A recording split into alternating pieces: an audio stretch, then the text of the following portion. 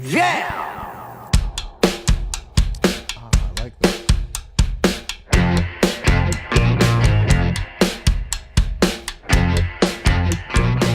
It's Josh Williams here, and welcome to another bonus episode of the One Man Podcast.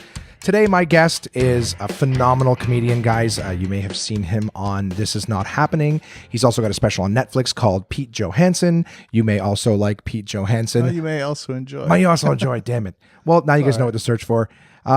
Pete Johansson is my guest today. Hey, Josh. What's up, man? Much. I'm just texting. Do we got to talk right now? Yeah, exactly. Go ahead, do your thing. Yeah, Pete and I have been sitting here for, 30 minutes just talking technology and different things like that. We're both clearly, what is it, technophiles? Is that a thing that they call? Yeah, I think so. Is that where, yeah, that's where you take the cord and you wrap around your balls and you jerk off to it? Is that the thing? That's, it will be. After this podcast comes out, that will be a thing. Why'd you got to go blue out of the gate, Pete? What's that all about? I'm good for, I never know how to start. So Really? whatever, because we can start these episodes are about whomever the guest is. Today it's you. So I'm going to ask you questions that are going to feel, formulaic and stuff at times. Formulaic? Yeah, but it's fun for us to just talk about whatever the fuck and that way we off the top I hear you. go in whatever direction. We're doing this is the first time I've ever done it without a table. We're doing it in Pete's living room. This is a table. This is an ottoman table. It's both an ottoman and a table. That's why it has to have the thing on top. This thing is Name it, they can't see it. it's like a silver tray that goes on top of it. So you get all the benefits of putting your feet up on it,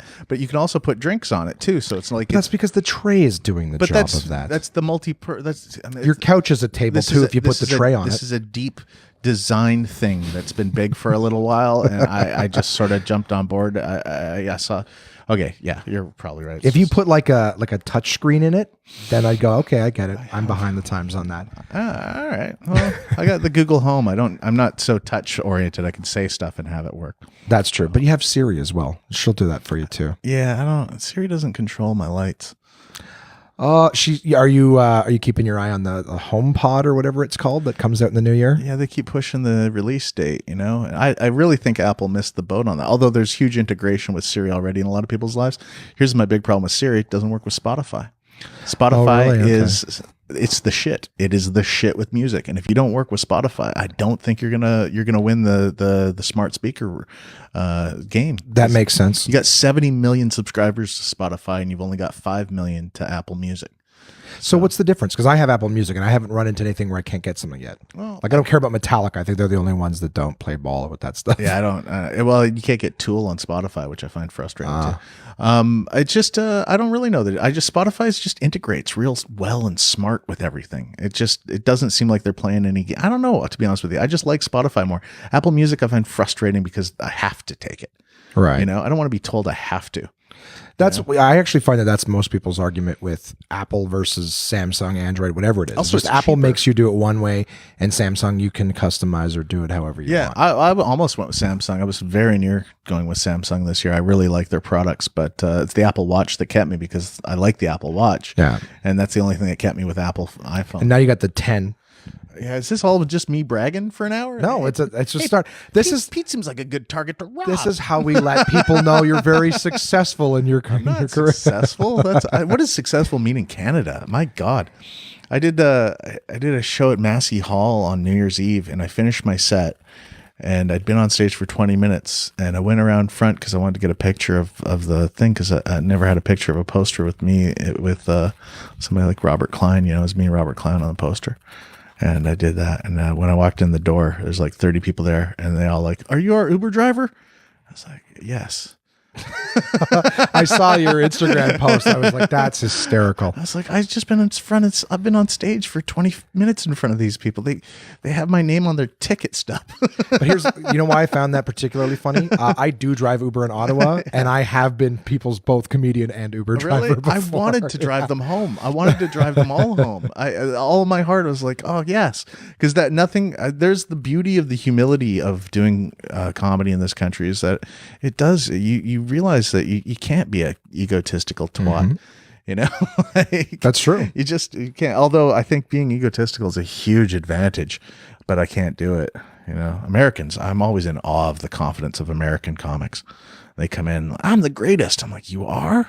I didn't know that. I really didn't know that. And like, wow, they really believe they're the greatest. I don't know what it is, but it's almost like they're trained to. They're like, no, you are the greatest. Well, I think no, you're the greatest. I don't know. That's it. I know almost no Canadian comics like that. Like, and I know some incredibly good Canadian comics. We all suffer from low self-esteem. Yep. Like it's incredible. Like I think it's just like perpetual humility. It's even like, yes, low self-esteem, but even just the idea to just walk and be like, I'm the greatest. We're almost like, I don't. Well, I'm sure there's someone else. We don't want anyone to feel bad. And to say I'm the greatest means that you immediately make everyone else not the greatest. But a lot of us do play with the idea of ego and status. Like I love pretending I'm the greatest, but clearly everybody that knows me that's Canadian knows I don't think that. But then Americans don't pick up on that. I think that comes down to that whole concept of sarcasm and the way how we are about the most sarcastic country on the planet. Yeah, like people are mind boggled by how sarcastic Canadians are. It's kind of wonderful. Yeah. That's the only way that we can get our anger out. I think that's why everybody thinks we're good though too, because we say good things sarcastically. Like, oh yeah, sure, everybody come here. Yeah. We want you all to be here. We'll welcome you. We want the best for everyone. It's like, no, we don't. We're awful people. That's funny. How long have you been doing stand-up now? 25 years, I think. That's awesome. It's a great benchmark. 25 years. Is it? You get something for that anniversary? Diamond 25th? anniversary? Is that what it is? I don't know. I think my wife probably got me a diamond butt plug. That's probably what it was. And incrementally, one that she can increase the weight on, like some sort of magnet in the floor. That would be funny development that you could, if there's a magnet in the no, I'm overthinking it. That's how technology comes around, right? You got to think it, dream it, and then you make it. Dream it. Think it, dream it, you make it. It's just a butt plug with a magnet in the floor that's so strong it just drags you down to the floor. Just that's how you get it. Oh yeah, it'd be funny if it had like a 2-part thing, like some of those iPhone clips. You put one in, and then the magnet just sucks in. It would help insert it, right? Oh yeah. Like it automatically finds it. Like the magnetic charger thing. It'd be weird if we had to charge ourselves in our butt instead of eating. I would almost rather that at times. Yeah. We'd still overcharge ourselves. I'd be like, man, Pete, you got to lay off the charging. Dude, unplug, man. You've been charging all day? What the hell? Yeah. Why are you so slow? I'm just overcharged, man. I do find sexuality weird in that it's one of the few things that we do that's purely pleasurable that doesn't seem to have it doesn't seem to make you fat. Like I mean, it's hard time. As I get older, I prefer pizza to sex. And I think most people do. But pizza has the downside of it's making me fat, whereas sexuality doesn't make you fat. The risk there is children. You don't get to have fun without the risk of punishment. Now we found a way by wrapping our penises in rubber, but ultimately, naturally, where did kids come from in this conversation? No, because you're saying there's no negative time. There's no calories, of course. Oh, to like sex. creating kids. But I'm saying having sex. That's what the ramifications would be like by just fucking all the time. Yeah, I got myself snipped, so I don't worry about that. I don't want to reproduce. Nobody wants me to reproduce. People, every time somebody looks me in the eye for a really long time, I can hear them cyclically saying, don't make another one of you. And I'm like, okay, dude, I'm on your team. You don't have to look me in the eye and telepathically tell me that. I get it. I'm Canadian. We always hear the thoughts on the inside. That's awesome. 25 years, man. Is it? I feel sad that it's that long. I feel like I should have done it for 12.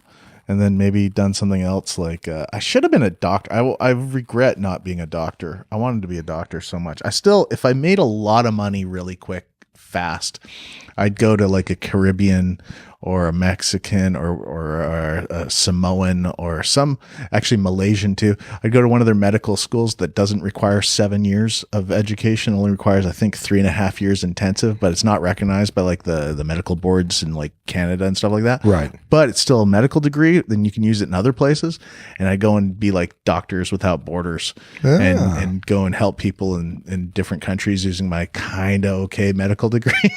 Well, let's put it this way. I've been seeing doctors in Canada for last night. I feel like they have kind of okay medical degrees. Yeah, they're overregulate in this country. Actually, that's part of why healthcare is so expensive, and nobody ever addresses that in the States and around the world.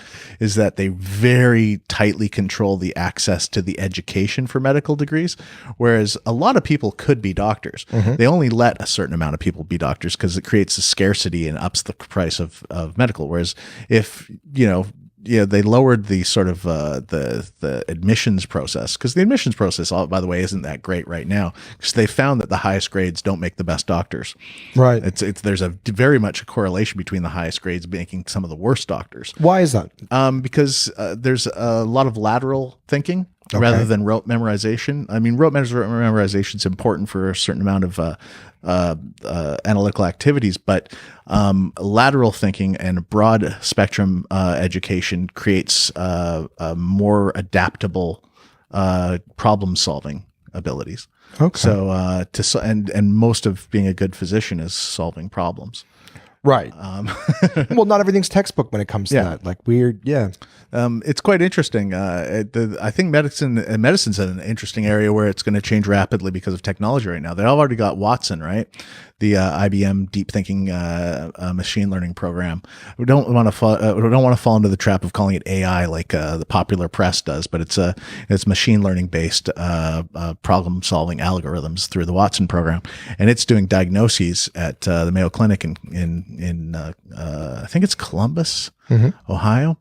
But what's amazing about it is when you've got Watson as a mainframe sort of doing diagnoses, and I think it's in its triage, it's attaining about 73% accuracy rate, which is higher than doctors, which is roughly around 61%.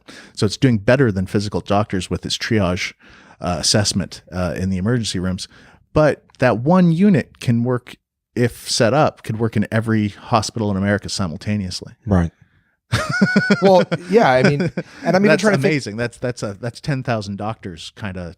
Yeah. Well, I'd be curious to know when you say like that, the assessment and triage, it's not like just assessment in terms of what the issue is. Is it offering solutions as well, or just Yeah.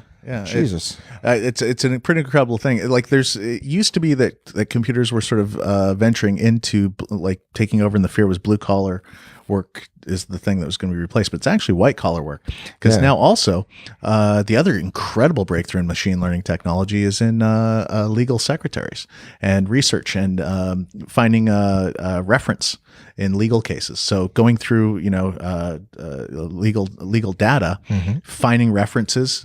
Machine learning's what's funny is that they've outsourced that for the last 10 years to India. Right. So because legal secretaries are incredibly expensive. Right. So they outsourced that to India. So they had everybody in India. Now they're outsourcing it to AI. Yeah. And AI can scan documents and find references and legal precedent way faster than humans can. And that's previously a very white collar. Yeah. Yeah, absolutely. But what I think there's something kind of the way that we look at this, we could change our perspective completely too. Algorithms are something that are pretty awesome because they respond to sort of base honesty. Like it's very hard for an algorithm to lie. Right. Which makes it the next white collar job, which I'd love it to do, is politics. Like we should elect an algorithm, like, a liberal sort of a social algorithm that represents our values, can't be corrupted, can't bribe it, can't flip flop when it under pressure from certain groups. Algorithms are the answer to our political quagmire. Right. I think that we kind of need to have a discussion about that, because the thing that's falling apart in our sort of our political world more than anything else is the disappointment we have in human fallibility. Always comes to the head in every political situation when somebody's met with greed or long term thinking about other personal issues rather than this is what's best for everybody. As long as the algorithm is designed with like incorruptibility, then. Well, you can't unhackable, but if we did it in a blockchain format that's open ledger, you can just sort of check every transaction of the active algorithm. Like make it public. Well, that's what blockchain is, right? So blockchain has a public ledger that is scanned, and that's what reinforces the security of it. So every change, every transaction, every interaction is in public domain. There's nothing hidden. So you can't do anything bad. That's how all finance is government should be switched to as well, to be honest with you. It could transform the entire world of charity and government finance and stuff like that, which makes me think somebody's going to stop it. Oh, fuck yeah. You don't get to go in and change how they're running things. Well, when I look at Canada too, it's like we all pat ourselves on the back so aggressively hard, but we are so incredibly corrupt here. When I look at British Columbia and I look at the particularly real estate, we're one of the few Western worlds that doesn't show what's owned. Like you can't figure out who owns what in this country because there's no reference to it. Whereas in the States and the UK, the numbered corporations have to show who owns real estate. Canada doesn't do that. So we have numbered real estate, hedge funds that own tons of land that are either, foreign ownership, domestic ownership, but completely hidden from every sort of any researchable point of view. And very few places on the planet have that. And it allows for incredible corruption. Well, absolutely. Yeah. Yeah. And we're massively corrupt when it comes to monopolies as well. We love a monopoly in this country. Oh right. Man, look at TELUS, Bell, and Rogers working together, God. Oh yeah. They all sit at the same tables and they all make the same decisions together. Yep. I mean, our banks are ludicrous with the fees. You don't get those fees in any other country. Or if TELUS, Bell, I do think they might control cheese. I mean, given the price of our cheese, I'm like, I remember that thing. Did you bring a bunch of cheese back from the? Oh yeah, place? Yeah. It's like if our there's so many different things that don't make any sense in this country because we have tons and tons of cows, but we pay a fortune for it. And it's not. There's a hidden tax in this country too that we don't talk about too, and that's real estate prices. When I pay $11 for a foot long subway in Toronto, everybody's like, oh, GST. That's not the tax that you should be worried about. The tax that is killing us all is the guy that just owns the land, that is racked the rent up so high in these places that all these shops, about 25% of the extra costs that we're paying is just sitting on a guy that just owns the land, does nothing for society, doesn't participate. Yeah. All he does is recoup that money because of this incredible tax of profit off of the land ownership in this country. And it's ludicrous. There's something has to be done for the land speculation to just take the legs out from it. To exist should not be a speculative asset. Right. See, and I think, honestly, at the end of the day, I think that's why we're comedians. Because the funny is to me, I've always said this to people, the funny is the exhaust fumes of all that processing of all the other shit, right? That's just the byproduct that comes out. You got to make all that shit accessible somehow. Thank you very much. We're having tea. Pete is my first guest to have made me tea. Really? Yep. I love rooibos. It just makes me really happy for some reason. It soothes your stomach too. I get a regular cocoa chai rooibos, which is super nice because it's got a little bit of chai spice in it, but it's still rooibos. You're like my wife. She likes all those extra flavors. I'm bare bones with everything I do. It was because I was doing I always say diet when I mean lifestyle, but a few years back I was losing a ton of weight, and so the idea was the diet had no meat, no dairy, no whites, no sugar, no caffeine, no alcohol. Happy? Yeah, basically anything. If I used to joke and say that I think the rule is if I put it in my mouth it has flavor, I have to spit it out. Huh. But what I liked was because basically you take away sugar and caffeine and all that stuff. So I had to drink the rooibos because there's no caffeine in it. All right. And, but that was it. It was water or tea. Those are the things I could drink. Yeah. And so having something like the chai or whatever, it's just a different flavor. If all you're drinking is water and tea, all those things to give different flavors was almost giving me more variety of what I could actually drink. I've always kept my drinking very simple, but what makes me, the only time I drink soda pop is when I smoke weed, which is a lot, but not as much as people think when they meet me. A couple times a week, maybe two times a week, maybe. That's all I smoke weed. That's on the light end for most comics. Yeah, right. And they're 2 times per part of the day. Yeah, everybody thinks I smoke all day. And I generally never smoke weed during the day. I never do any type of, except for acid and mushrooms. I'll do those during the day because that's the best time to do them. But if I drink alcohol, which I almost never drink alcohol anymore, it's only at night. If I can't drink during the day, it freaks me out. Pot's another one. I only like it at night. I don't know why.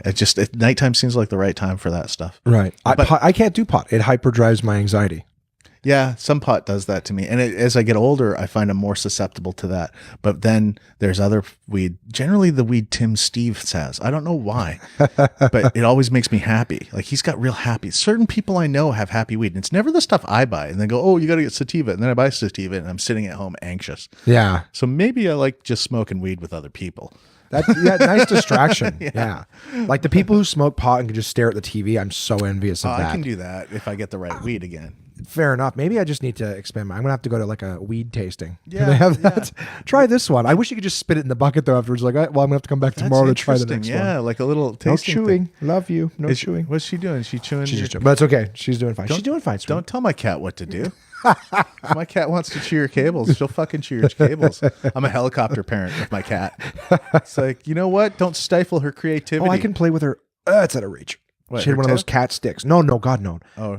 The stick with the I don't know the cats. Yeah. I don't know what those are called. The magic ones with the fluffy things. Yeah, I don't play with her enough. It's kind of weird. Like she tries to play by herself, but I'm a disappointment to her. Weed tastings. That's gotta be a thing, right? Actually Watermelon in Vancouver used to do weed tastings, but not where you'd spit it out afterwards, but like she'd have a variety of different, what are you doing? Get out of there. Hey, don't tell your cat what to do. No, I'm her parent. I'll raise my cat the way I want. She used to have great weed tastings. That was the first time I ever did weed shows actually anywhere in the country. And I think it was before they had weed shows anywhere. Is Watermelon, who's kind of a famous dealer in Vancouver. I don't know if you know her, but she went to court to fight for her right to create pot cookies, and she's part of the reason why edibles exist in this country. Okay. She's a real pioneer. She used to sell them down at Wreck Beach, which is a nude beach in Vancouver where kind of everything went. And so she would create all these great pot products. She invented gin and chronic, which is the infused gin with marijuana in it, which I always thought was such a great name. And just different products, like a whole bakery that she used to sell. And she won her court case that cannabinoids was not cannabis, so she made it legal for cannabinoid-based products to be sold. That's awesome. She's like Buddy Crocker. Yeah, Buddy Crocker. She deserves quite a lot of credit, and she's also beautiful.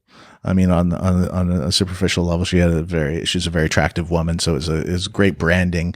And she used to do these shows in her house, and she'd pay us in weed, and everybody'd sit on the stairs. And you do comedy. It wasn't good shows. Like, I mean, real heavy pot users, I don't think are the greatest audience, but they're all pleasant, and they are enjoying it. You just audibly can't tell because they're just smiling. Well, and also they can't follow long stories, right? You'd be better off doing short, funny jokes. But anything that, I'm a bit of a storyer person, and so that kind of went off. You just see people just sort of checking out and stuff, but still I really enjoyed the experiences. Yeah. And you started in BC, right? Yeah. So I'm gonna see if I can parlay that back to you're 25 years now. What got you started in stand-up comedy? Oh, that's good tea. I was in high school, and I think Sam Kinison was probably what got me started. Sam Kinison was the first time when I realized, I'd loved stand-up before that. I always loved like of the old school albums when I was a kid, like Bill Cosby, and I'm not going to say I didn't like it because I did. Plus at my age, as a kid, I didn't know. You could never have known he was a abuser. Oh fuck! Nobody knew. I know, but of course. Well, a few people silently knew. Yeah, I'm not going to feel guilty about my childhood enjoying him, but of course I don't want to praise him now. But the guy I really loved was Bob Newhart. Oh man, I love Bob Newhart albums. When I remember we had a cabin that we went to when I was a little kid. I guess my dad or my grandfather had all these Bob Newhart albums, and I would listen to them endlessly and laugh. I loved how all the jokes were in the absence of words. Like that's when you laughed the most, when he'd pause and just okay, and like there'd be this, and I just God, I love that. He made me laugh so hard. But that was all old school, and then I was like, oh, that's what stand up was. And then I got a tape of Sam Kinison when I was like 15, I think. And it was nothing like anything I'd ever heard before, like I was like, whoa, who is this guy? What's he? And he was talking about religion. And I was raised really religiously. And I was like, I didn't know you could talk like this about the Pope and God and all this stuff. And I was like, I really fell in love with the freedom of what it was. And then I took it to school with me and a friend of mine, Lee Toker, who was vision impaired at the time. and he couldn't see, and he did impressions, and we were both in acting class together, and we'd just sit there and listen to the tape, and it was like, yeah, and we just connected on it. So we decided that we were going to try and go up and do some stand-up.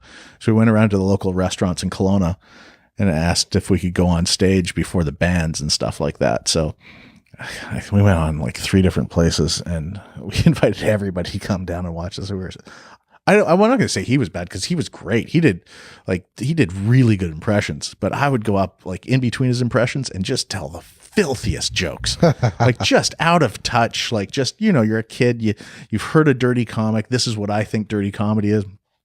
And just really, really bad jokes. And, nobody was happy. Nobody left those shows. Weren't invited back to do another. I'm sure Lee would have been invited back without me, but I was awful. And like, I didn't get it I just didn't get it at first. And then we started, we ran out of places in Kelowna to perform. So we drove down to Vancouver. And at the time it was like a 6-hour drive, because the Coquihalla wasn't even finished back then. So it was a really long, windy drive. We get to Vancouver, and we go up an amateur night at Punchlines. And Lee was much older than he was. I think he was 5 years older than me, but because he had vision impairment, he was still in high school. Like, it was a slow advancement, because, he couldn't see. Yeah. But I was way underage. But they never asked me my age, so I just kept, I never brought it up. I wasn't gonna volunteer that I was 3 years too young to be in the club. Right, of course. Yeah, so I did the amateur nights a couple times, and Lee kind of was nervous about it, because we didn't get to go on together there. We had to go on separately. And so I went on. I actually did really well the first show I did. Not really well, but that first time luck went great. And then Lee didn't want to go on, so he didn't go on. And then I don't know why, he kind of sort of lost interest in the stand-up, but it grew for me. So I kept doing sets and driving down to Vancouver on the weekends. And I started within about 6 months. I was getting like paid nights and stuff like that, Nice. And I missed my prom to do one of my first weekend spots. Wow. And it's one of the meanest things I've ever done. I stood a girl up. Oh, really? I made no friends in high school over that. I think everybody hated me by the end of high school, because I kind of checked out completely. And that was in retrospect, I feel like such an asshole. Like, that was just, she bought a dress and everything. And I'm just the worst person. I can't go back in time and fix it. No, yeah. And I guarantee every single person has one of those moments. Lots of us do. I have them. I feel immense guilt over it, because now as an adult, I know what a big deal that is. And I know what betraying somebody. As much as it was so exciting for me to do my first spot, at the same point of doing something great for myself, I did something awful to somebody else, and I don't think I'll ever recover from that completely. Nonetheless, well, if I could offer you a little piece of comfort, I mean, you left to do stand-up, and you're still doing stand-up, and you're successful and accomplished in it. Here's the thing: I would feel that there's more reason to feel worse had you stood her up to go do stand-up and then quit it a year later. Yeah, maybe, but that's, I don't know. I don't have any answers for it. No, of course. But you always feel bad, and it's, I've always felt freaking bad about that. There's a really cool piece, and I've shared this in the podcast before, but I'll share it with you. Is that someone gave this to me when I was at a particular low point, and they're just saying how, like, if you ever get to a place where you're happy, you have to be grateful for, of course, everything that came before, because it all led you to where you are now. So even the things that we really don't like that we did, that we wish we could take back, it's almost like it makes it a little more, that you can forgive yourself to go, it was all necessary to get me to where I am. Well, the 20s, my 20s is a very confusing time for me, because I had a lot of early on success in stand-up. But I was not equipped emotionally or intelligently. Is that even? That's a word. I know, but it's not. Intellectually, yeah.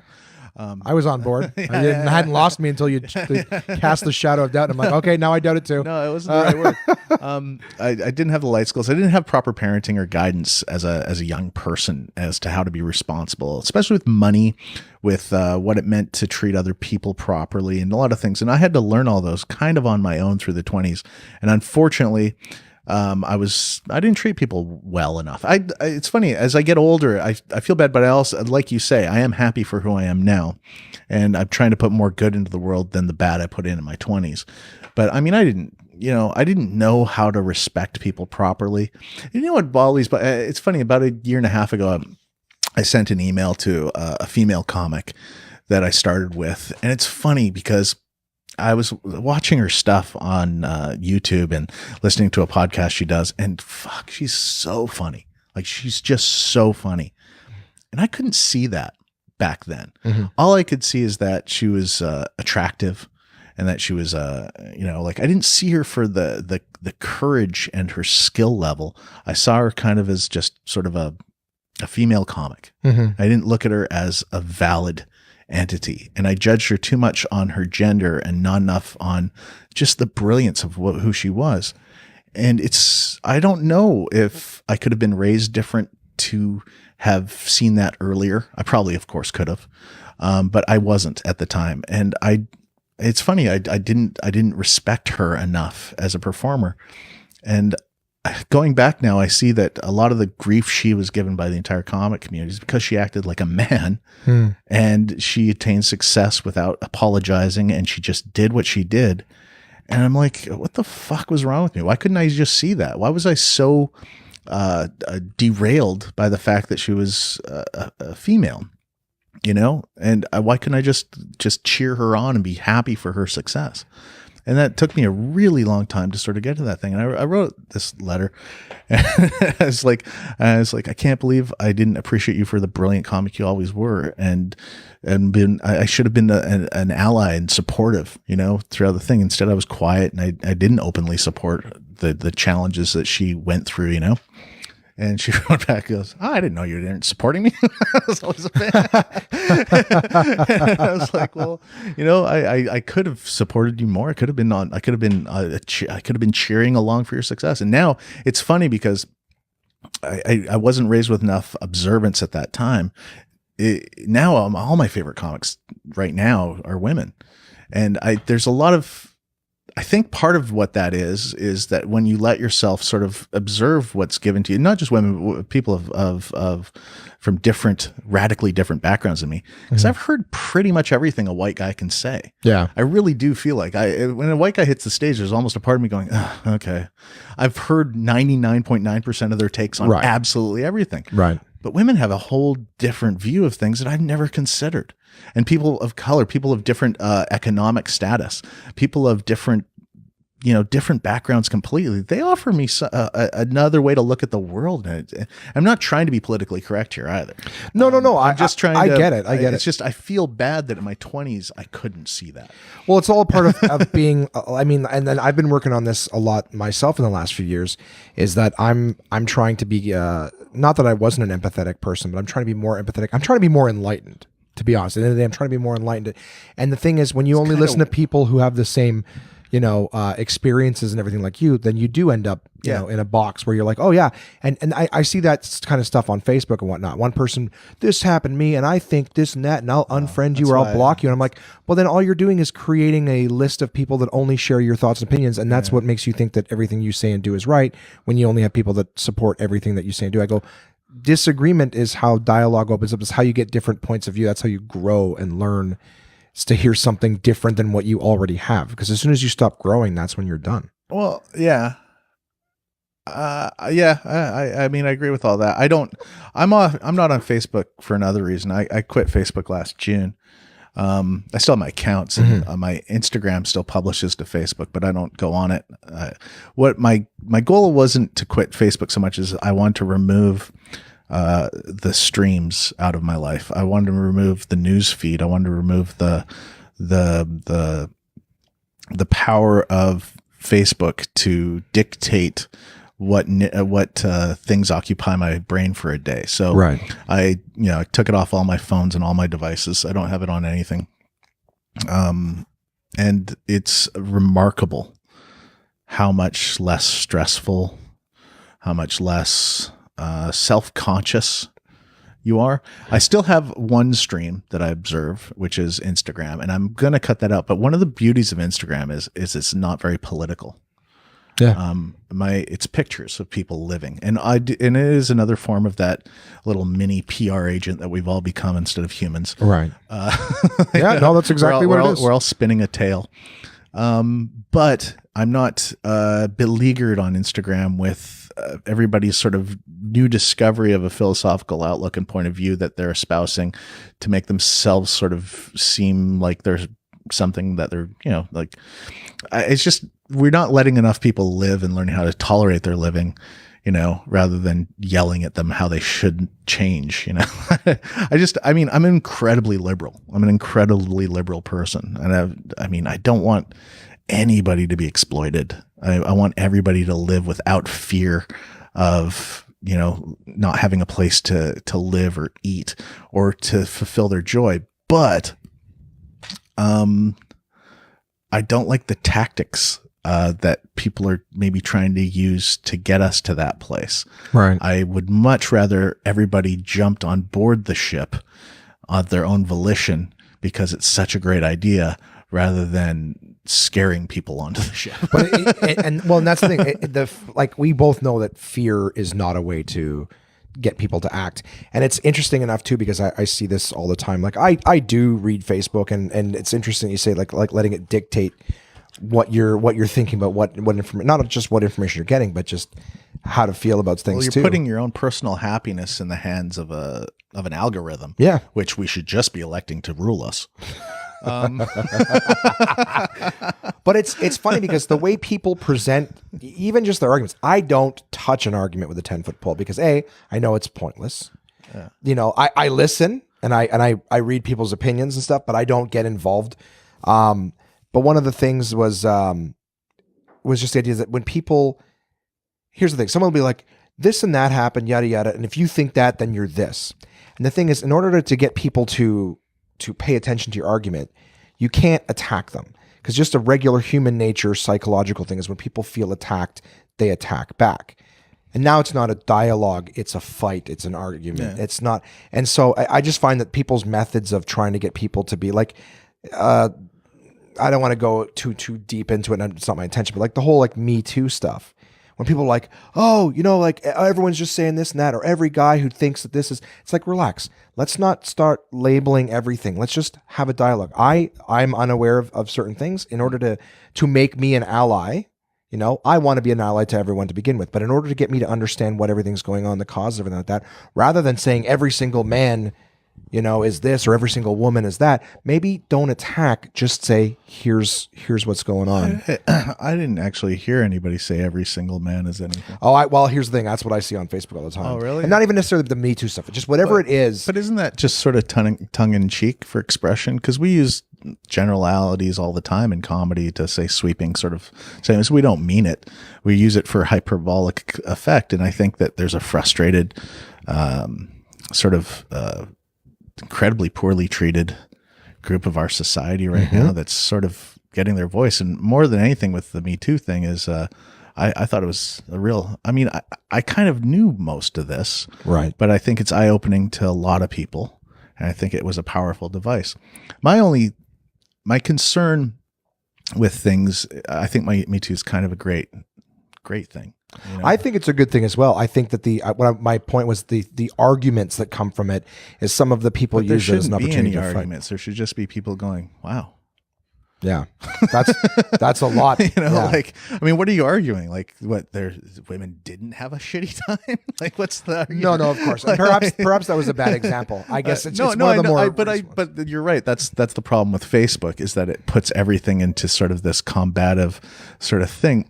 But here's, I don't know if I'm wording this right, but the thing that I've tried, and I try to hit myself with all the time, is that everybody has faults. Right. Everyone. And you can't hold people to this sort of, and this is kind of the problem with the modern sort of dialogue, is that we're not letting people fuck up and make mistakes. We got to let everybody make mistakes. Some mistakes are more serious than others, and some require far more, education, retribution, punishment, if you will. Although I'm not a fan of punishment, I'm more of a fan of rehabilitation and transition. But teach their own. I can't dictate my values on you and how you feel that, people that violate, general code should be. But, I'm just one person, and society has to make that statement. So, I'm just, my own participatory agreement is protect society, rehabilitate. I don't know if punishment's the right path, but that's not what society feels. So I'll go along with society until that changes. But we do have to hear the pain of everybody. We have to acknowledge that it's there. We have to listen, and we don't have to correct every mistake they make at first. Right now, just listen. And then when the temperature cools down a little, they've had their voice, then let's bring it back to some traditional ideas of social justice and validation, sort of reintroduce these long truths about, each situation has to be read on its own accord.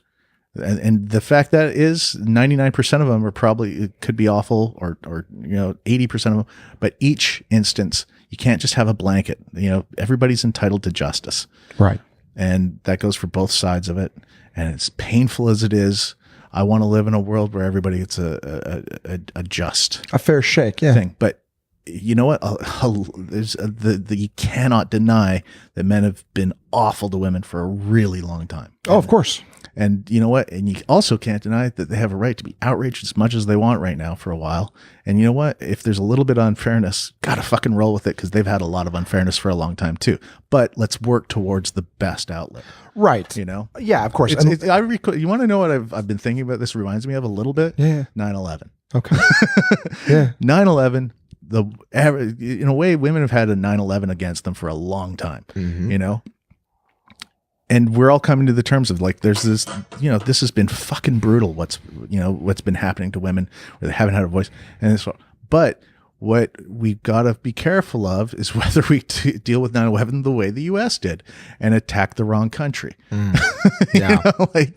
That can easily be done, because as our sympathies pour out, we don't want to then commit an atrocity in the other direction, which is what Iraq was, where, we killed, 1.5 million people that had nothing to do with 9/11.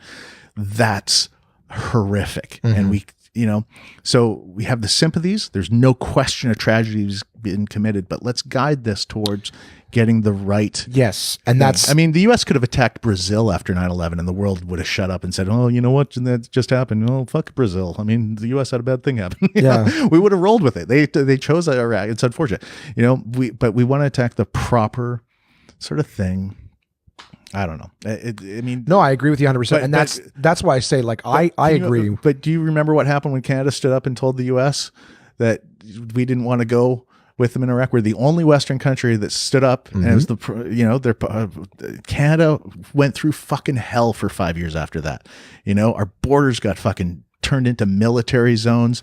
Everybody had to get a passport. They fucking threw sanctions on us. They toppled our government. The only reason Stephen Harper got in power is because we didn't follow the U.S. into Iraq, and fucking right-wing money flooded into this country, flooded in to support the conservatives in their win. And that's the liberal government got toppled by that. Because they got, like, under the table, like at least $1 billion of subversive right-wing money came into this country, focused specifically on toppling our government to become a more Bush-friendly government. So that's what's going to happen. We got to be careful about how we do things. Yeah, oh, absolutely. There's a lesson. Listen, be good, don't become a tool for evil, support, but And I'm all about, like you said too, it's more about rehabilitating and not punishing. Yeah. There's so much of it, because my position on a lot of that stuff is, like I said, I support what was happening, but looking at how people were positioning, because the idea is that all of it comes from a lack of knowledge and information, education on what's going on. Because a lot of people just think, oh, it can't possibly. A lot of guys' positions that I saw was, oh, it can't. Not every one of these is true. Whatever. It's like, but don't have that. Don't look at it like that. That's ridiculous. Yeah. And at the same time, when people hear, that's what I said about the people here, they feel attacked, they attack back. So I'm all about, listen, if you're trying to get people to open their minds and learn in a new way, the best thing to do is to create a warm climate to learn in, as opposed to like a teacher walking into a classroom the first day. If she comes in, starts yelling at the students, slap the desk, everyone shut up, or I'm going to send you to the principal's office. And you're like, wow, or the teacher who wants people to learn by being calm and making warm. Okay, guys, maybe a bad example, but no, I get what you're saying. I feel bad. I don't want to dictate how they want to approach this problem, though. I mean, even that was the most recent one that just popped in my head. But even politics. If you pick this politician, then you're an idiot because this. But if you attack someone, call them stupid because they don't think the way you do, now they're not open to your ideas because you've just attacked them, right. And they're gonna attack back. But if you said, "Well, tell me why it is that you think your way," I'll tell you. But I also get why they have to do that because there are so many people with stupid opinions out there, and it's frustrating because this is the problem. Is everybody's kind of ego. It's not dumb people aren't the problem. I've been trying to figure out and how to write this into a bit actually for a while, but it's not dumb people because even smart people are dumb, right? You know, like there's some days I might be smart on some days. Some days I have incredible mental agility where I can solve and I can address problems. Then some days I will look for my keys for 45 minutes and they're in my pocket. You need to get a tile. I actually have the tiles. I just do you? So we all have fluctuating intelligence and problem solving abilities. We all go up and down. I actually think leaving the house, the doorknob should be a puzzle. And if you can't solve it, you know what? Fuck it. I can't go to work today. I'm too stupid to work. Fucking smart. Should be adaptable based on what industry you're in. Well, everything should be like that. The internet should be that too. Instead of like logging in with a password, you should be confronted with 3 moral questions and then a problem. And if you can access those, then you can enter the debate that's online. But if you don't actually pass those abilities, you can just observe. You can't participate. We're going to put this podcast on the internet. You're giving these ideas away for free, buddy. I got a lot of great ideas that I've been thinking about. That's great. But so they have it for drunk dialing, don't they? Just a simple little thing where if you got to make before you can send a text to someone. But there's no reason social media couldn't have some sort of equitable bar. And some days we strive to be that way, but there should be an empathetic question. There should be a critical values question and a sort of an ability to assess trust and comedy and humor, depending on which forum you go into. These skills are assessed, like if you don't get sarcasm, maybe you shouldn't go into a comedy forum. How's that? Yeah. Maybe no, it's true. Maybe this forum's not for you. Maybe you should go over here to the facts and figures forum. But today you don't get access to the thing. Like porn in the 90s. Are you 18? Yes or no? That was their big. But instead of are you 18, do you possess the critical factors of what 18 symbolizes in the sense of do you understand that this is sort of an observatory sort of this is taking advantage of your own sexual animalistic desires in order to sell you something. Just the sexuality as a whole. I always thought porn could be very useful if it taught foreplay and it taught consent and it taught how cool sex with consent in porn that's made into something sexy that because kids love porn. Fucking put information in porn that kids like to watch. Teach them actual real the pleasing of a partner. Teach them how they get to the porn. Teach them a natural escalation of human interaction that shows compassion and desire that heats the fires of caring about each other that leads to the sex on the way there. You know what? You only get to watch this much porn is if you actually watched how to interact respectfully with women for 4 hours. Like training modules at a new corporate job. You level up to porn. You level up to it, man. It's like, oh, hey, you don't freak out when somebody says no to you.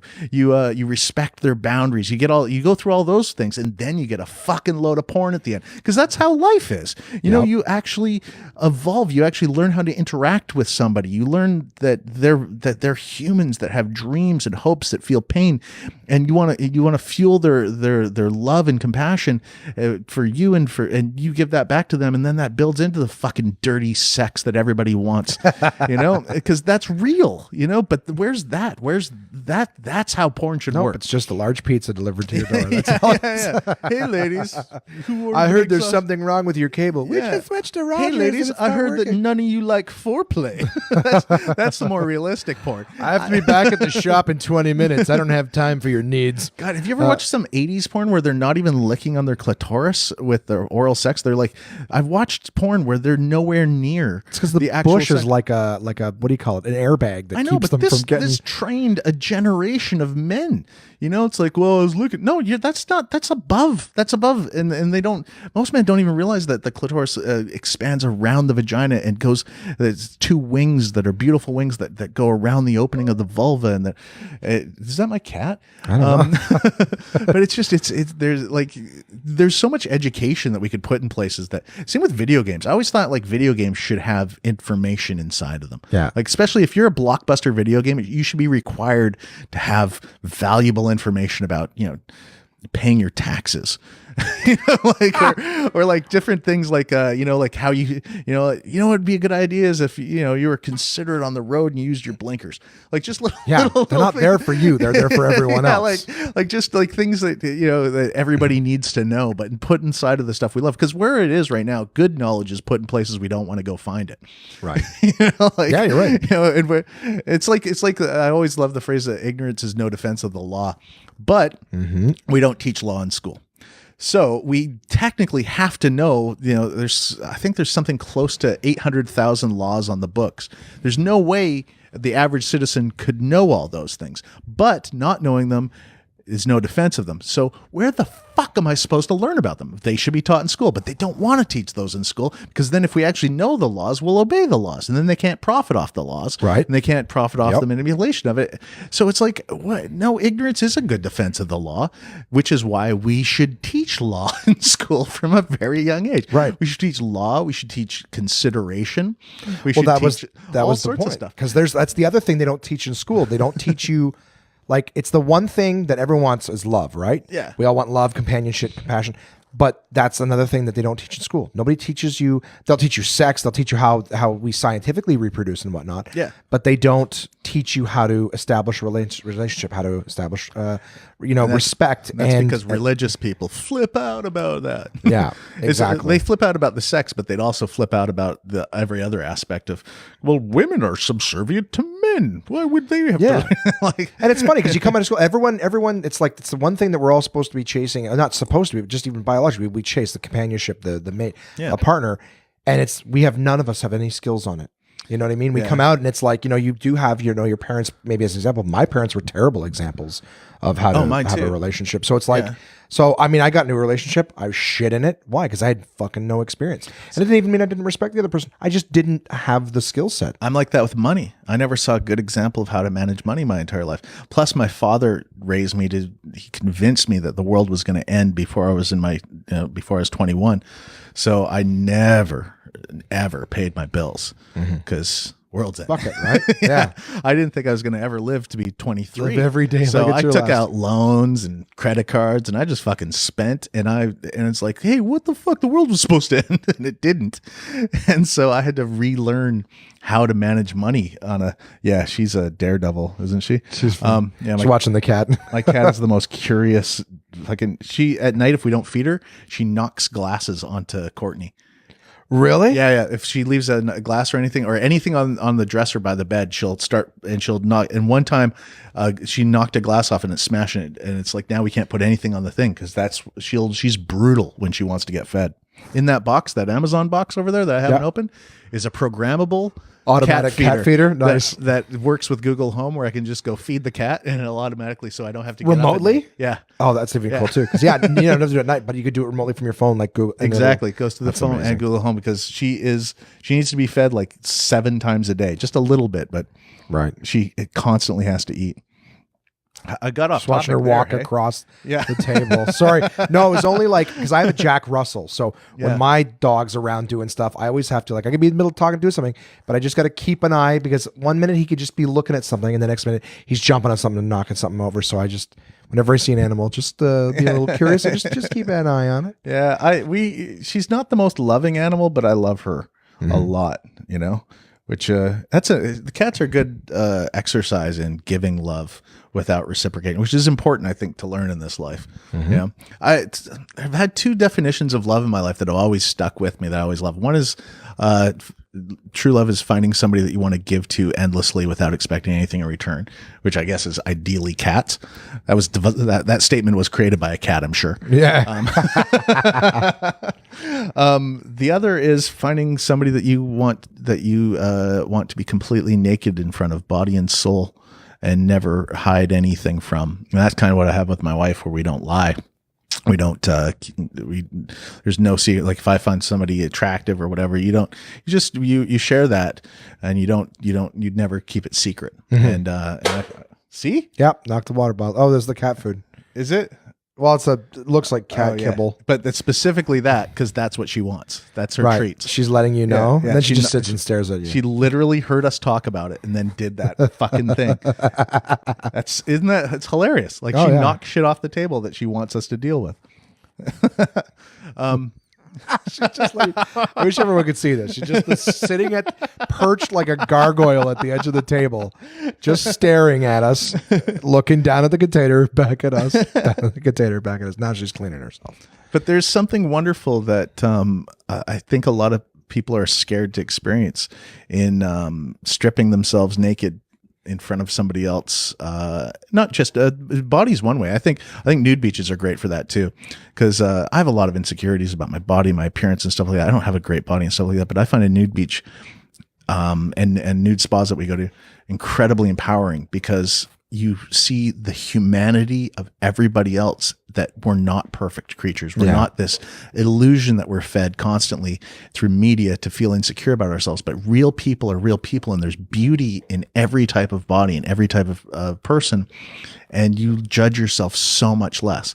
And that comes with being almost like a nudist emotionally too, and a nudist about your feelings, and you strip down the facades, and you do that in front of other people. We become vulnerable. That's the thing. Is you become to allow yourself to be vulnerable is it's scary, but there is a freedom in it. It's fucking awesome though. Yeah. And it's awesome to let those things go. And it's awesome to let somebody know when you're afraid. It's awesome to let somebody know you don't know the answer, that you're not perfect, and that you have flaws. And that's something I don't see. And this brings us back to social media. And one of the other reasons I quit social media is that whenever I was honest about how I felt, and I found this almost hilarious, but I couldn't respond this way, is let's say I didn't have a great show. Right. And I'd go on social media and I go, you know what? That wasn't a great show and stuff like that. I would have messages from people going, are you okay? You sound depressed. Because everybody's so used to this positivity, this rah. The demo reel on Facebook. The second that you're at all real in social media, people think there's something drastically wrong, rather than the fact that you're being a human with real ups and downs, real sort of fluctuations of your everyday life. And I was trying to be as real as possible on that medium. And all it meant was I was dealing with like 8-9 messages a day, which is nice that people cared. But at the same point, it was very unrealistic. Yeah. Like you're acting like that's not a normal aspect of humanity, to feel bad about certain things, to not love something, to not, we love and we don't, it goes up and down. Yeah. And social media is not allowing us the full spectrum of humanity. Yeah. People panic way worse now when they feel bad, because they're like, I shouldn't feel, this isn't right. This isn't healthy. What's wrong with me? You're having a bad day. Yeah. Like there's shit happens. Not everything is going to be. Yeah, that's why I call it the demo reel. Everyone looks at Facebook. Look at all these other people who are happy all the time. No, they're not. That's everyone just putting the best out there. And that's a problem with Instagram still, is because Instagram very much promotes people that are happy, that don't have pimples, that don't. I try to point out my flaws. Yeah, I saw the airport shot from yesterday. Like I enjoy. I want real. I want. And I think social media, if we were smart about it, could make us more real. But until we take the profit motive out of it, see, that's the problem with Facebook and Instagram and stuff like that, is that the reason that they want to manipulate our emotions up and down is because they're trying to make a profit by selling things. And you see that in your news feed. There's all these sort of things that they're trying to monetize off of your emotional instability, whether they're based in vanity, whether they're based in, oh, look at her, she's letting you pet her. It's incredibly profitable for people, because how do we treat sadness in the modern world? We medicate. We buy something. We buy something for ourselves. I'll feel better if I get a new coat or this and we financially hand over money in this sort of thing to feel better, when in fact all we need to do to feel better is to have people around us that accept us for who we are. Yeah. And that's becoming harder and harder, because now we don't allow people to even make one mistake in their life before they're written off. Oh yeah. And that's the worst part. I meant to say that earlier when we were discussing people need to be able to make mistakes. You make more mistakes when you're afraid to make mistakes. The more scared you are to do something, that's when you make mistakes. What you fear, you draw near. Yeah. And that's the thing. I do it all the time. If I'm stressed. But we also make moral mistakes. And that's something that people don't seem to understand. There's a great lawyer that defended the poor for the Southern Poverty Law Center in the U.S. I forget his name off the top of my head, but he's a brilliant lawyer. And he made this defense and says, is our worth that of the worst thing we've ever done? And I always thought that's an interesting concept. Is the worst thing we've ever done our worth for our lives? Mm-hmm. And the funny thing is that people get caught for certain things, but almost everybody's done something pretty bad. Not horrible. I don't think everybody's murdered somebody or anything like that. But we've all done something pretty bad. But we don't hold our own self-worth at that level, but we hold anybody else's at that worst thing that we're knowledgeable of. And you're the guy who dropped that chick at prom. You'll always be that person. I'm joking. I did beat myself up over that too. But I've done, I've made a lot of people cry with things that I thought were funny when I was younger too, and I regret those things. But at the time, I didn't possess the intellectual insight or the empathy, to be honest with you, to understand that what I was saying was mean. But now I do, and I wouldn't do it now. But should I have been stopped at that moment of saying that to never have evolved to the point where I know that? And that's sort of a weird conundrum. And we're not letting certain people, and nobody should have to be the sacrificial pain to get to that human evolutionary point. But if it's already happened, we do kind of, what do we do with it? But sometimes we're part of someone else's lesson. And that's the thing too, is I don't necessarily believe everything happens for a reason. It feels like kind of a cop-out at times to say that. But at the end of the day, I almost if I was aware that, you know what, I'm feeling shitty now, but you're helping somebody else, I would almost be like, okay, well, that makes it feel better. If someone else is going to be a better person because I was that part of their plot or whatever. Some days we can be that, and some days we can't. Yeah. That's the other thing. It's I'd love to not always be the fucking whipping boy for everybody else's Some days tutorials. I can be cut off in traffic and go, oh man, that guy's in a rush. I hope he gets there. And other days I'm like, who the fuck is this guy? Oh yeah. They didn't learn anything in that moment. But we also, we all fluctuate. We're all human. We all fuck up. We all make mistakes. If you continually, repeatedly do the same bad thing, then there's something fucking wrong. Yeah. But if you fuck up once and you learn from that, that's okay. That's kind of what life's about. Right. Well, what is it? Even I'm sure he's not the first one to say it, but I did hear, well, there was a character in a movie that I would get in shit for spoiling if I said his name, but he just said that failure is the best teacher. Yeah. Yeah. Because you don't necessarily learn that much from success, but when you fail, that's when you really learn and grow the most. Yeah. And also I don't want to be I don't want to give away my power to somebody else too. If something bad's happened to me and somebody else does something bad to me, I've been fucked over. And I've had some horrible things happen to me on different levels of inappropriate boundaries where people have overstepped, especially when I was younger. I was a very good looking young boy. But I as much as they caused me psychic damage at the time, I'd never want to be that person that was held back by those interactions. Right. And you move past them. And that's my personal choice. Some people don't know and can't do that. Yeah. And that they have to deal with it their way. But we each deal with stuff our own way. And you can't fault people for that. But you can wish them peace. Yeah. Well, some people will take that happening and just that's the excuse for the rest of life to never have to move forward and whatnot too. And some people, and I think it's the precursor to the incident that creates that impassable thing, which is why I think we need to demystify and lower the value of sexuality, because I think a lot of the shame that people feel is from outsiders judging people for what's happened to them, which is an awful characteristic of men. Mm-hmm. The concept of women having sexual experiences being sluts, I think that's so unfair. Well, it's not just unfair, but it also creates the long-term psychic damage of it hurting far more than it should. There's the girl, it's an essay that I read from the girl that was abducted, the 13-year-old that was abducted, Amy Smart. Is it Amy Smart? She's an actress. No, Elizabeth Smart. Elizabeth Smart. She was a young girl that was abducted by this man and used as a sexual slave for years. Okay. And she went to this school to give a talk about it. And in front of her was a person that was teaching sexual abstinence to the class and described girls as a used up piece of chewing gum. You don't want to chew on gum that's already been chewed on, and like giving this example of how sexuality is something to be prized and protected. And then and she wrote this essay about how she didn't think she was damaged. Mm-hmm. She was, it's horrible what happened to her. There's no question for it, but that didn't change that she was a beautiful and wonderful person with a lot to offer this world. Yeah. And that message of making it seem like sexuality was a damaging aspect, that it forever tarnished this person for having sex. Yeah. People adopt other people's stigmas. Was what played into her having this outward shame forced upon her for what happened to her when she didn't see herself that way. I thought that's something that we have to address. And that's also comes down to the fact that we need to stop treating sex workers like they're not fucking actual workers in our society that are doing something. They should be treated with respect and love, and there should be no barriers to them. Like the fact that there's a lot of people that do a lot of things that you might not be able to handle and you might not think are okay for you, but they're doing it. And that's their fucking choice.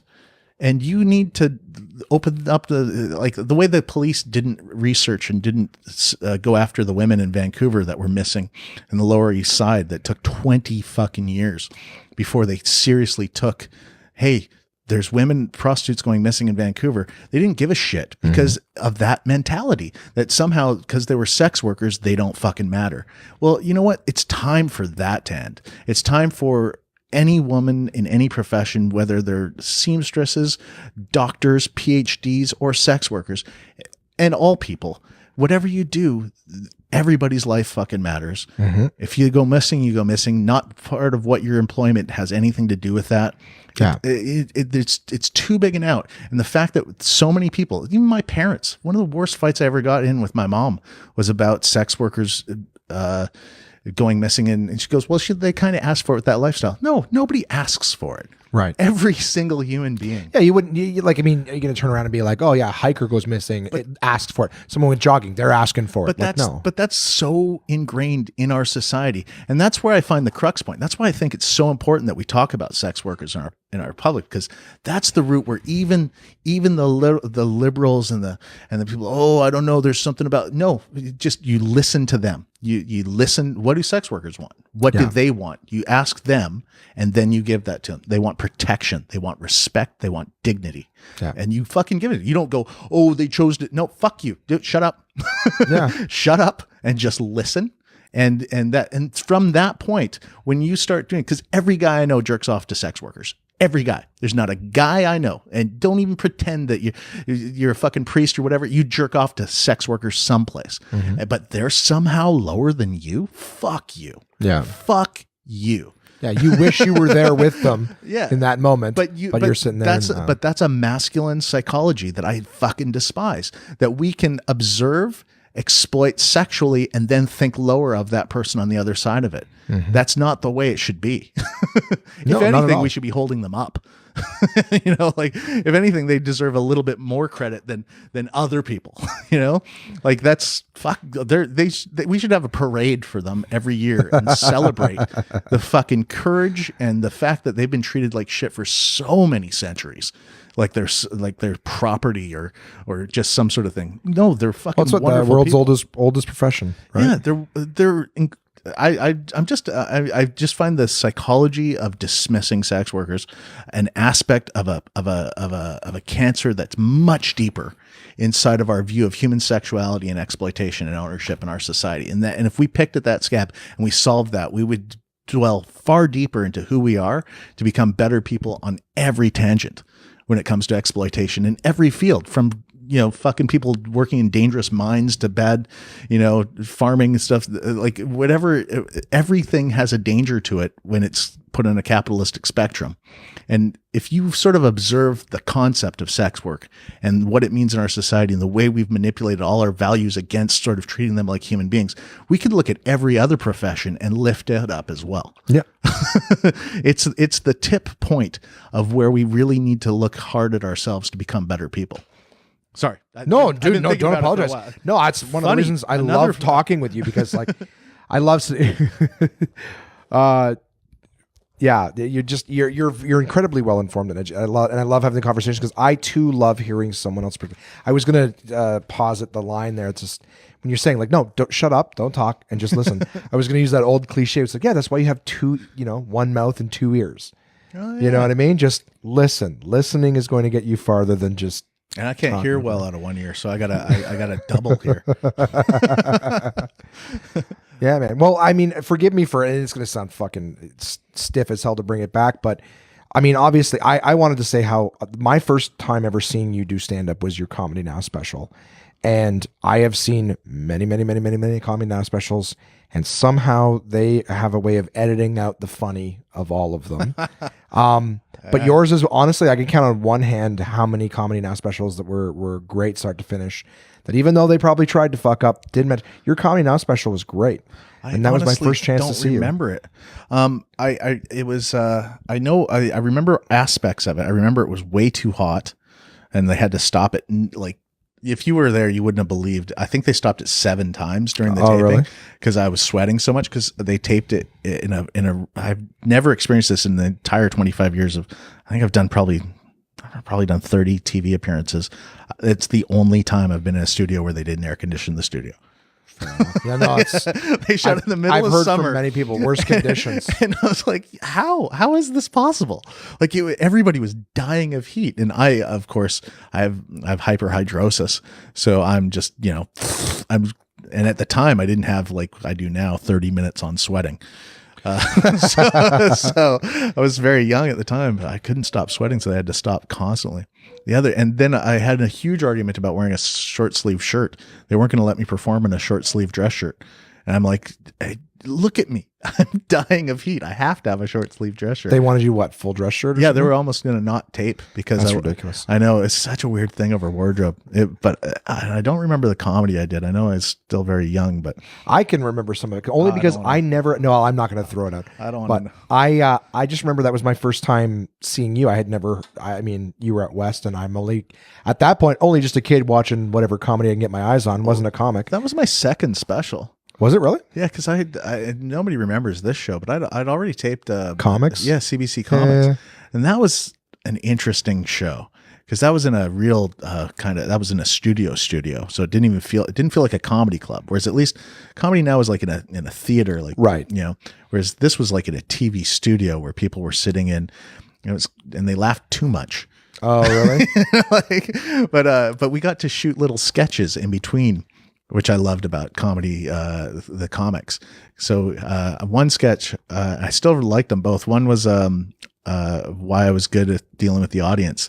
And I explained to the interview, I got Peter Mansbridge to interview. He because he had all the CBC's sort of stuff at your disposal. So it was Peter Mansbridge interviewing me about how I was so good with hecklers. And I go, well, I had the worst heckler of my life in this town. And what I did was, and it was a la Inspector Clouseau with Cato. Oh, okay. I brought him home with me so that whenever I came home, I would get heckled in order to practice. And so we went to my place, and it was Lawrence Morgenstern just heckling me as soon as I walked through the door. That's awesome. Yeah, I always liked that sketch. I was like, I'll see if I never got to see, but I just remember thinking you were the greatest. So when I started stand-up comedy, you were already in the UK. So how long into your comedy career, and what made you decide to move to the UK? Well, I moved to LA first. I lived in LA for 7.5 years. So I moved to LA in 96, I think. I'd done Just for Laughs. That was the first time I did Just for Laughs. And I did the Montreal show, which is the smallest show at the JFL. And it's why I moved to Montreal, because I couldn't even get an audition in Vancouver, because back then they didn't even come out there to look at any of the talent. So I moved to Montreal, and I spent a year there, and I got the local show, and there's 10 of us on there, and I did my set, and I lucked out, and some guys from Warner Brothers were there. Oh yeah. And they loved it. They didn't have a manager. I didn't have a phone. My phone got cut off. This is a true story. So I was so poor. I'd never been poorer than when I lived in Montreal, and yet somehow very happy. And so they called my neighbor across the street, and they had to come across because he's a comic too. Oh, okay. I was gonna say that sounds like more effort than any booker would. I didn't have a phone number because my phone was disconnected. So they called. I think it was Craig, different Craig than everybody knows. He was an improv guy, and so he came over and goes, "Hey, the guy from the festival needs to talk to you." And so I walked over to his house and I picked up the phone. He's like, "Hey, do you want to meet for coffee?" So he offered to represent me. I didn't know it at the time that Warner Brothers already wanted to do a deal with me. So, okay. Yeah, it's kind of. Oh, he just got to get his piece of it. Yeah. In retrospect, I get it. It makes sense. Right. And I don't but I define that was like the first sort of entrance of how of Hollywood and how it worked. And then, so they offered me this deal, but by the end of the week, I had offers from just everyone. I had Disney and Fox, and like there's like I had people passing me their cards over bathroom doors, and really, yeah, it was the first festival. It could never be repeated. Because I don't think that exists anymore. That feeding frenzy of deals back then, right? But it was an incredible experience. Like and I had my choice of every agent, like UTA, CAA, Gersh. I ended up signing with William Morris. But I took meetings everywhere. And they are all. And it was an unreal time. It was like this, but they were making mistakes like I think they're kind of making now. I wasn't a very good comic. I really wasn't. I mean, you can go, oh, well, you had something. I had something, but I wasn't a good comic back then. I had a good look, and I was young, but I didn't have enough life experience to be a good comic. I certainly didn't have life tools to deal with any type of level of success. And I went in LA and I went through a series of deals. I was with Warner Brothers, and then I had like 3 from HBO and Castle Rock and Fox. So I went through all these deals to try and, get me to, create a sitcom. And I couldn't handle the pressure. I was awful at auditions. I didn't like being judged. No, I don't like auditions either. But I did get to be at the genesis of the alternative comedy movement, which was a real privilege. And that was actually something I didn't realize at the time was such an amazing thing.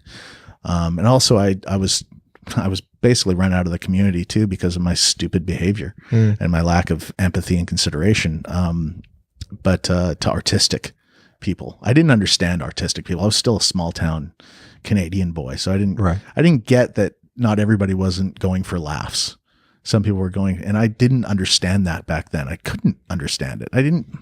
I was, and I regret not being smart enough. But I did get the advantage of I got to do tons of shows with like Sarah Silverman, Gene Garofalo, and Marilyn Rice Cub, and Patton Oswalt and Lady Patch, and that was all my group. That was who I was doing shows with, and I was like this kid at the time. They were all older, but I was part of that.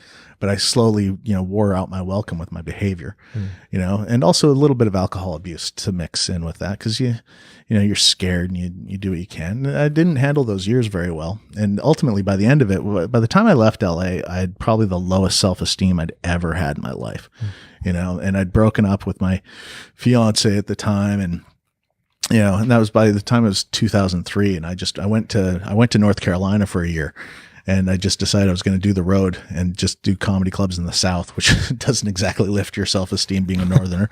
But I need to recover. And so I smoked a lot of pot. I learned to surf, and I did shows for a year out there. And then I kind of regrounded myself. I swallowed my pride. I came back to Canada. We moved back to Vancouver.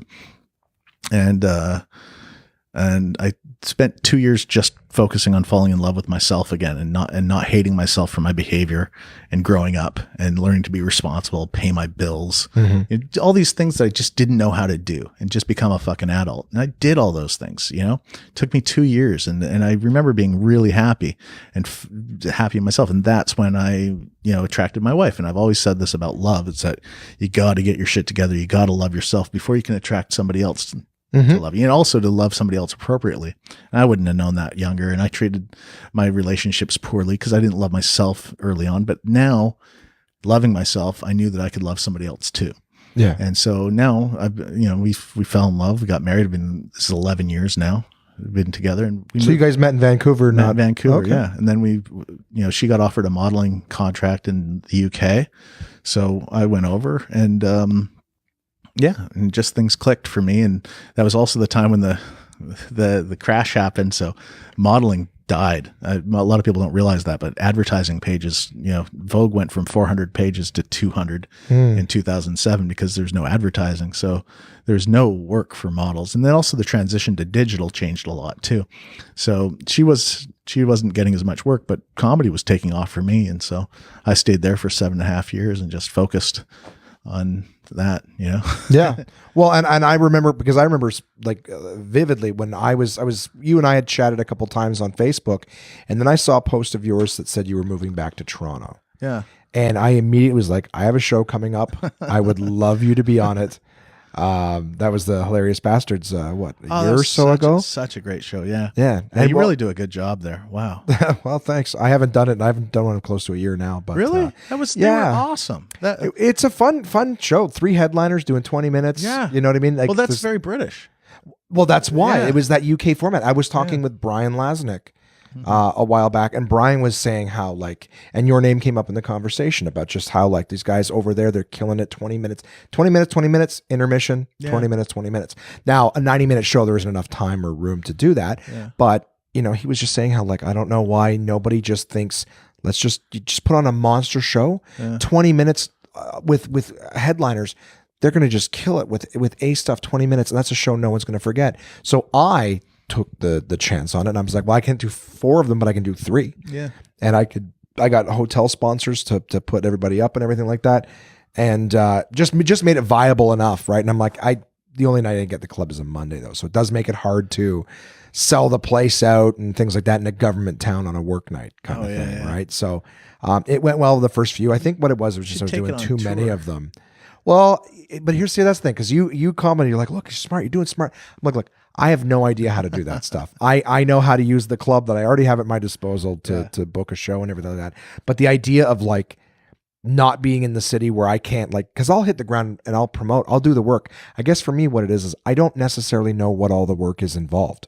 So if I was buying a venue in another city and I'm not there to make sure that those posters are going up and that promotion is being done, it's very. I think the best example for how to do that is Dan Quinn out west. Yeah, I mean, Dan turned the Snowed In. It's on its 10th year or 11th year now. Snowed In Comedy Festival. Yeah, when did they start? 2008. So it's 10 years. I don't know. It's coming up. But he started that. Just a small little thing, and just you take it in the teeth for the first 3 years. That's just the thing with anything, any festival, anything like that. You don't make money. You don't lose money either. You just work way harder just to break even. Right. And then you take where it's growing and you fuel that. You get it bigger and bigger. And now it's like, God, he makes enough in that month to pay for his entire year. Well, it's one of the things that I want to work on. Yeah. But a tour is now it's a brand. Now he's got a brand, that's bigger than the names on the show, the brand itself. Right. So he's just very smart. He hustles, works, never stops finding sponsors, getting ways.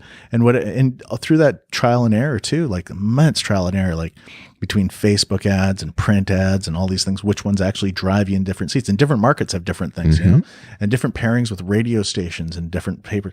Like some radio stations, they'll do deals with a lot of promoters. If you got a show coming to the theater where they'll promote it on the air for a certain amount of tickets and then a certain amount off of each ticket. So let's say it's a $25 ticket, $2 goes to the radio station, and then they'll promote it and they'll do a deal with you. And like they're all in. They all got their hands in there, but you got to figure out which one's worth it. Well, and that's the thing. I need to get more of it now. Now, speaking of brands and sponsors, I've been looking for an opportunity to insert this here. Okay, who's your ad? Well, the newest sponsor for that is actually back is Absolute Comedy. They are the only people who get to advertise during the bonus episodes with the guests. So this is where I say, of course, thank you to my sponsors, Absolute Comedy, and then I play their ad for 60 seconds. I get to take a break. Yeah. All right, sounds good. Absolute Comedy is the best live stand-up comedy from across North America, with locations in Kingston, Toronto, and Ottawa, Ontario. These comedians have been featured on Just for Laughs, Netflix, Comedy Central, CBC's The Debaters, Jimmy Kimmel Live, Conan, The Comedy Network, and much, much more. Go to absolutecomedy.ca to see this week's lineup. Planning a night out is easy with dinner and show packages available at all locations. Live comedy is a great choice if you're organizing a celebration, fundraiser, company outing, or corporate event. Want the show brought to you? They'll send comedians to your venue with performances tailored to your event, creating a night of laughs your guests will love and won't soon forget.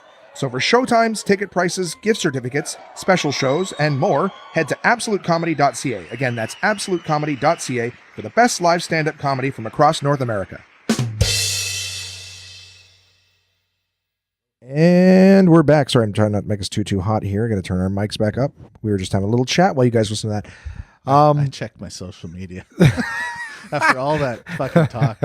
But no, I get people communicate to me on all the platforms. That's the one thing I can't get rid of is the messages I get. So you get messages from people that just want to reach out to you. And it's I keep it as an address book too. I'm not very active on social media. I will share the occasional Odd Couple Animals video, just things that make me feel happy and smile. I will share the happy stuff because everyone else is sharing the negative and the angry stuff. So I'm like, I'm not the counterbalance, but I try to just. Well, when I go on Twitter, I usually keep it to like 4 or 5 minutes because I'll go on and I'll have written down jokes in my notes all day, and I'll have ideas and thoughts that I think are funny, and then I'll wait till I'm at home or someplace where, and I'll just put them all on at once, which is, I know that's the wrong way to do it because somebody told me, you're supposed to put them on at 5 and 9 a.m. and stuff like that. Hootsuite. Yeah, I'm not up at 9, and I don't, and also you're supposed to space them out, but I'm like, fuck that. I just do them all at once.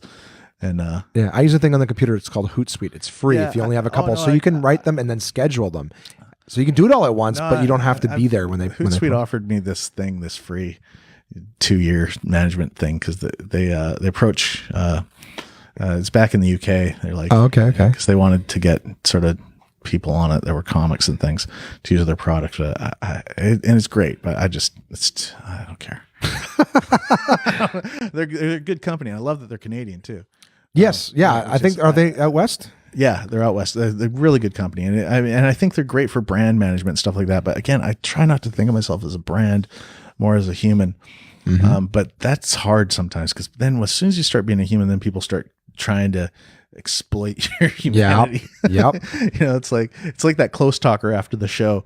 It's like, hey, I really loved your show, and then you want to be genuine back to them. Oh, I really appreciate that. Thank you very much. And what's your name? Stuff like that.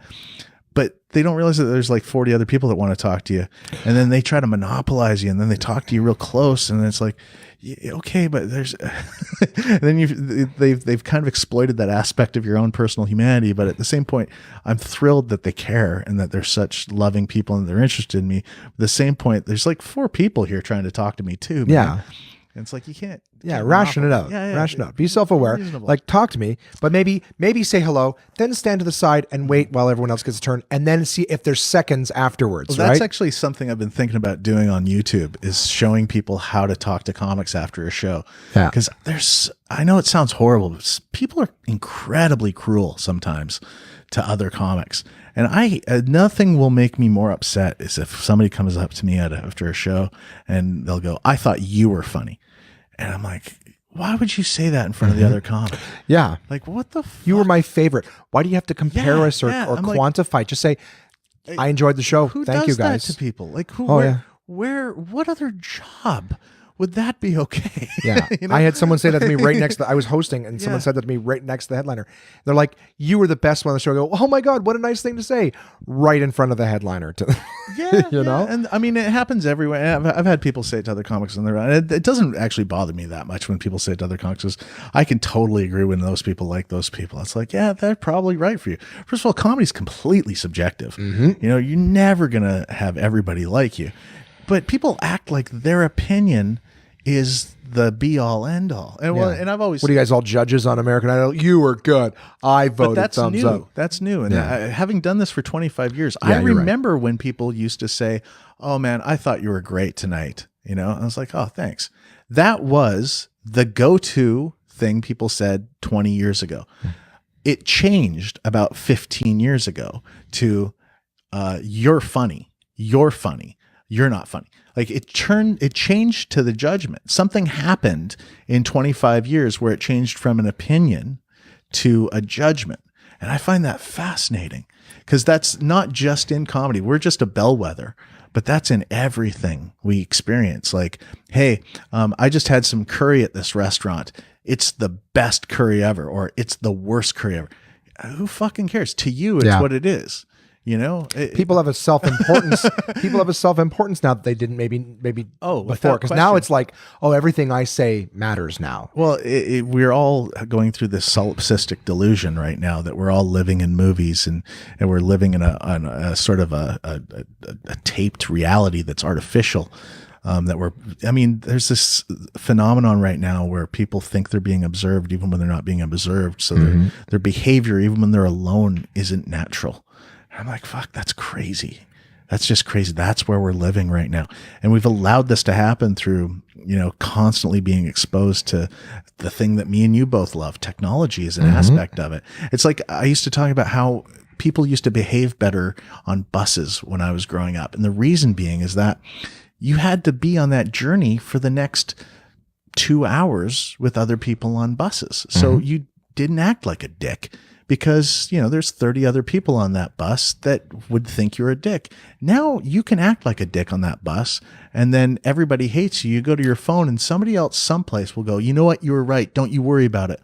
Because there's no... Yeah, that's what they look for the valid... Your allegiance and validation is not to those around you anymore. And it's turned us all into these, to borrow a term from China with their one-child policy, little emperors and empresses for that matter. Because, I mean, this is a non-gender specific poor behavior sort of thing. Both genders are awful at it. We're becoming more and more self-centered and less tolerant of other people being other people. And I wonder where the end game for that is. Will we swing back? I mean, our hope is we'll swing back. I always thought certain technologies might help us become more empathetic. That was my hope with virtual reality, is I had this idea that perhaps through the intimate, complete immersion to an alternative reality that we can create, we can, much like novels, they show that people that read more novels are more empathetic because they see things from novels get right inside your head. You feel like, novels are the old virtual reality, right? Like novels, you reconnection with your imagination. Yeah, when you write from an omniscient perspective, you're existing inside of a character's headspace while observing the world. I mean, Raskolnikov in Crime and Punishment, his guilt was so transitional in novel format because of the way it was written, was our own thoughts and guilts and wonders of killing this loan shark and her innocent sister. And even though we thought we were doing good, we also did a tremendous evil and it corrupted us. I mean, that's Crime and Punishment was the first one that sort of take us to that place. And that made everybody that read that book a better person because it took them through something they would never do themselves. 99% of us are never going to kill a pawn, or a loan, or somebody that's exploitive like that.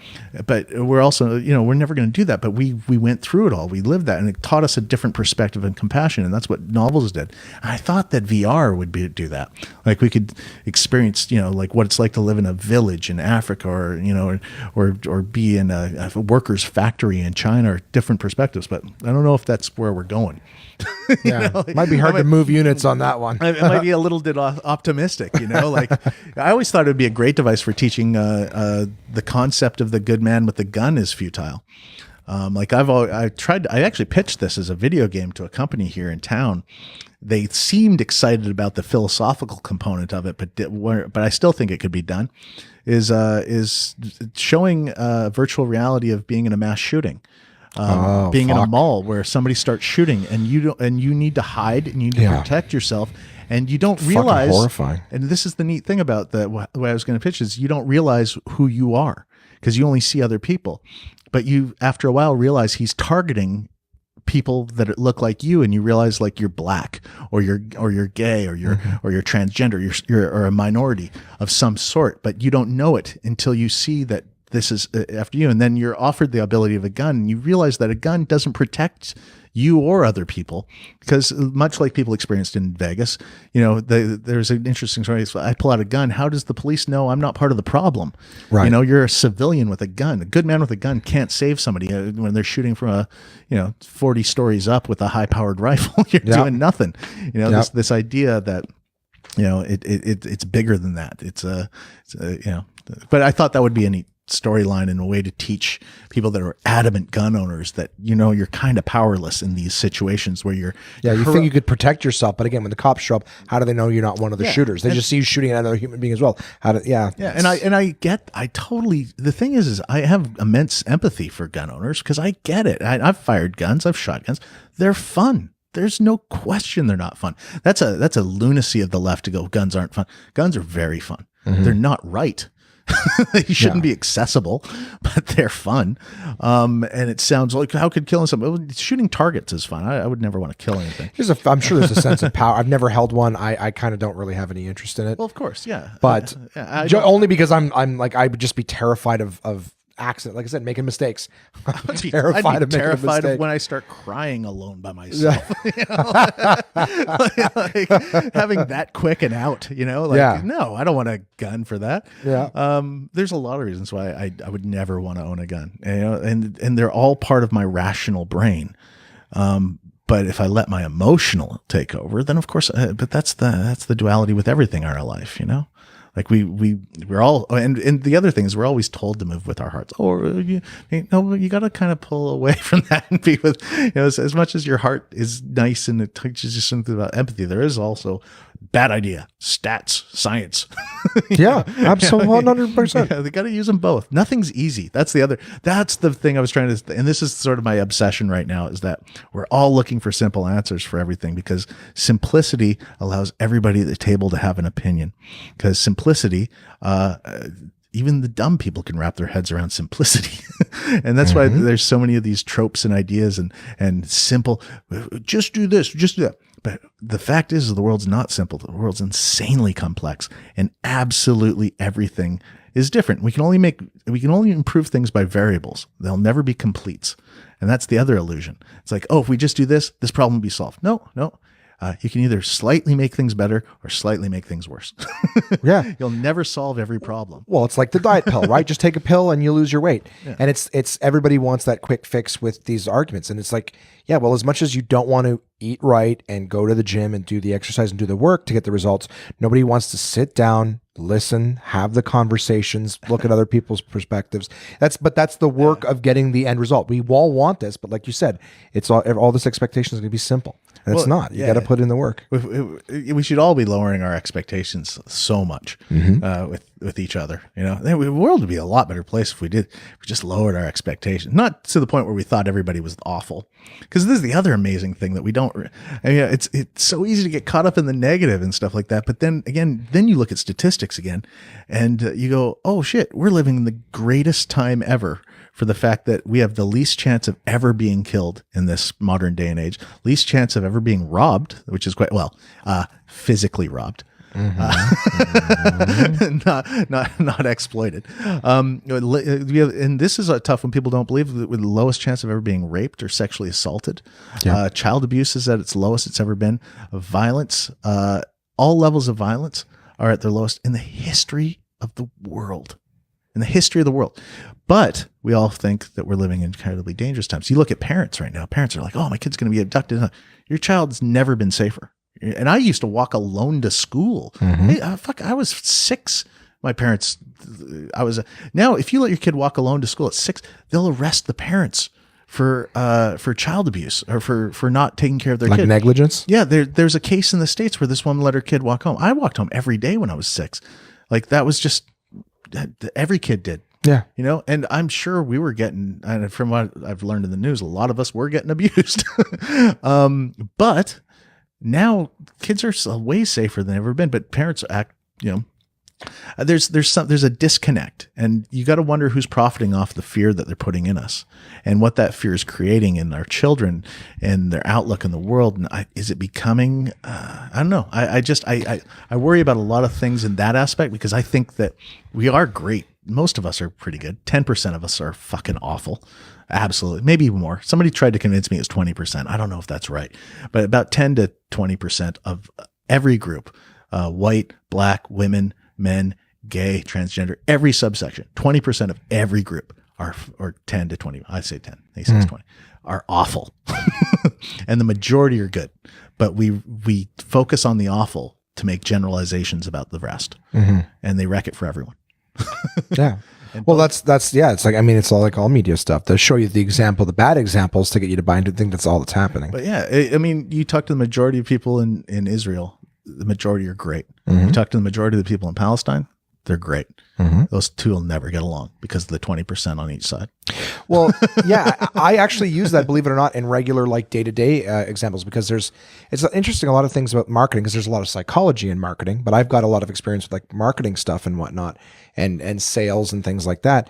And you know, one of the things that they taught me right from the early thing on was that you know, you're 10 times more likely to talk about a bad experience than a good one. Right.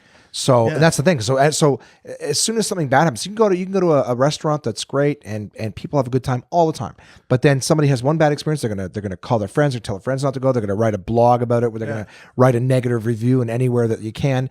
And the idea, so when I go out and I have a good experience, doesn't matter where I go, whether it's restaurant or store or whatever, I always will say, give me your card. I'd love to send your manager an email and say you did a great job, because they're only going to hear about the bad times. They're never going to hear about the good. So it's like you said, there's 90% great. You know, I would say even higher number in certain situations, but that's why you only get to hear about the bad. But that's all. That's why I reply to absolutely everybody that writes me. And for a while there, I was getting lots and lots of emails from around the world after my special first came out.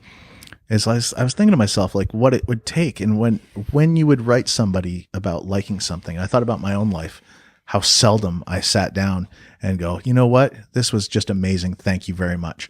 But I know I've complained about stuff a lot, and so that made it a lot easier to discount the people that complain, because it's easy to complain. The people that reached out and wanted to share something or with me a positive, I was like, fuck, that takes a lot of work to do that. Well, it's because, like you said right at the beginning, was about with love, is to give love without ever expecting anything back. We complain because we want something back. We want someone to make it right. Maybe not necessarily, but I'm saying, like, when you complain, right. I complain. Yeah, get back to me and give me a free meal or whatever it is. You want something out of it. Whereas when you're just giving a compliment or just the majority of my complaints are aimed at corporations, which I think have dehumanized us to the point where, sorry, my cat's acting up. We're just watching the cat get focus. Up and stress. That's his tea. No. She can have some. No. She doesn't like rooibos. Someday I'll have a video podcast and everyone can enjoy these happenings that happen in my interviews. But yeah, I forgot where we were. This little mind sweeper. But you're saying corporations and... I have a huge problem with the way that corporations put the onus of correction on the consumer in our modern day, rather than on themselves, which are they factor in the fact that most of us won't fight back for things, and they take advantage of that. So they purposely are deceptive, or they purposely sort of, like, for example, grocery stores in Canada, actually everywhere around the world, this is actually a policy of theirs, is they're incredibly misleading, specifically with prices, by putting something that's cheaper that looks similar next to something that's more expensive, because they assume that the consumer, and they're right, will make a mistake at the checkout and not check it. And this happens everywhere. I have huge problems with the multiple purchasing, 3 for this price, because that does a lot of damage to our environment. And it's unfair to the consumer, because you're pushing on a price point of us over consuming a product. And this is one of the reasons why we throw out 80% of the produce that we buy, is that most of our produce in a lot of cities is sold at multiple discount for a great deal where it shouldn't be. I mean, one thing about BC, and I love this about British Columbia, is that they have a law where you can't do that. But they still you can't do like a 3 for whatever. No, yeah, they have to offer you each individual unit. It's about the only good thing happening in BC at this moment, to be honest with you. I do think it's the most corrupt province in the entire country. It's a shame. It is a shame because it's a wonderful, wonderful place, but their government has been completely co-opted by dirty money that has destroyed the social fabric of British Columbia to the point where it's destined for collapse, or that poor people are going to be moved out because the land prices have destroyed the natural function of an interactive society with arts and culture and people. And I think something bad's got to happen before something good can happen to BC to survive. And the corruptness of their government is just mind-boggling, like just mind-boggling. You're allowed to donate directly to the under provincial law, directly to the candidates with no bookkeeping. Okay, put that on top of the real estate boom and the corporations that don't have to show who owns what. And on top of that, it's the only place in North America where foreign governments and foreign bodies can donate to political campaigns. So imagine the type of behind the scenes deals that go on in British Columbia. And you see it in the ludicrous way. The taking $200 million out of the public school and giving it to private schools specifically. That's one that just absolutely floors me. You know, you're giving money to private rich kids schools from the general, like just stuff like that happens regularly in British Columbia. And the people haven't woken up to it yet because they're kind of all profiting to a certain degree off the land bubble. But if that ever goes the opposite direction, there'll be a reckoning. Oh, yeah. There'll be a real reckoning. Yeah, that's horrible. Vancouver right now is the most expensive place to live in Canadian history for the cost of living in the history of Canada since ever it was factored. Canada, to live in Vancouver right now, your rent takes 82% of the average income. 82%. That doesn't factor in the fact that groceries and everything is beyond the price because the rent pushes the grocery prices up. Yep. So rent pushes everything up. Right? You know, the only thing you're getting right now is air, and there's a time when that's going to be pushed up too. Very, very fascinating place to a microcosm of unfairness. But, you know, especially for people that are notoriously liberal. That's what fascinates me about BC too. This place where we've all, pot smoking hippies from BC are the most brutally corporate. and they're doing a great job of making themselves look like, hey man, let's hang out and have a good time. We're all buddies, right? This is so free over here. They bought in hook, line, and sinker into the whole sort of the capitalistic agenda there, because once they got a taste of it, all their values went out the window. It's mass corruptibility. It's quite fascinating. Nonetheless, I went off topic again. I'm sorry. I honestly, I was listening, but I spent the last 30 seconds trying to go, what were we talking about? I'm sorry. We're not even smoking pot. That's just No, crazy. I'm sorry. I digress too much, and I also value my own opinion too much. I shouldn't be talking like this. You do the same thing I do. Is you talk about something you're passionate about, you go in a bunch of different directions. I always forget to go back and finish what I started talking about, and I'm sure the listeners are all like, "What was?" You know what? Some of them care, some of them don't. And then they give us shit for apologizing too much. We're listening, all right? We're enjoying it. Stop apologizing. Oh, really? I don't know. Yeah, you don't have to apologize, because if they didn't give a shit what we were talking about, they would have stopped listening, and they're not here for the apology anyways. And that's, here's my favorite thing. I go, take my advice. I'm not using it because I'm like, yeah, it makes that much sense. But I'm still not comfortable. I still apologize every episode. Giving advice. I'm just sort of my own person. No, I mean me. I'm giving you the advice to not worry. Don't worry about it. Don't apologize. I don't take it. I still constantly worry. I love that saying though. Take my advice. I'm not using it. That is a good. I always was told never give advice because a wise man doesn't need it and a fool will never listen. That was always one that I always liked. Yeah. There's all sorts of little sayings that pop in, but there's always exceptions to all those rules. So it's hard to, you don't want to get caught up in those things, I guess. I don't know. I don't know anything. That's the problem. I think I know some stuff, and then always somebody smarter comes along and will tell me something. I'm like, I didn't think of it that way. I like that. And I think that's my position for a lot of things too. I was actually talking to a counselor, it was a relationship counselor, and she asked me, like, at what point do I'm paraphrasing because I can't remember exactly what she had said, but she was like, at what point do you basically decide that this is how you feel about something? And I was like, never. I go, I never go, now this is the concrete thing. I go, my ideas and opinions and are always evolving. Yeah. At any point, somebody can enter in a new piece of information that's going to make me reevaluate everything. I'm not to say that I flip-flop constantly, but the idea is that I never put up it's like a joke. We never just go, now it's done forever. There's right. always room Always for it to tinker. grow. That's actually a great Yeah, point. and that's how I feel about my opinions on things. I think that's only comics will relate to that. Yeah. I mean, I guess maybe you could relate it. I don't know. What do other people? A golf swing, maybe? You're always tinkering with your golf swing, right? You always try to make it better. I don't know. I don't golf. But anything that you're passionate about, you should always try to make better. Why would you ever just go, now it's as good as it'll ever be, and let's just never work on it again? And I feel like that's why I'm open. I say the same thing that you do. I go, I don't know anything. I don't know it all, because I feel like I'm always still learning it. Every piece of information I'm trying to get is always open to improvement and whatnot. So I'm never ready to grab something and just throw it in the shelf and go, I know this. I go, I think right now I understand X amount of this much. And it's always just coming out of boxes and being slightly better. That's the goal. I know some stuff though, but nothing. But there's nothing like in steel. Like you're always. I mean, I wouldn't be open minded to anybody trying to tell me why. And this is here a flaw. If somebody tries to tell me why I drink coffee is bad. I know that there's probably good arguments for how much coffee I drink is bad, but I will be honest with you. I'm not open minded about it.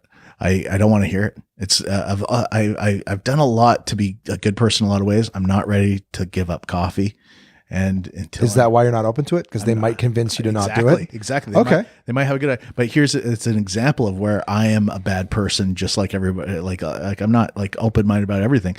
I hear myself shutting down the doors when somebody's got a great argument about why Starbucks is a piece of shit, and I'm like, I fucking love Starbucks. I fucking love Starbucks.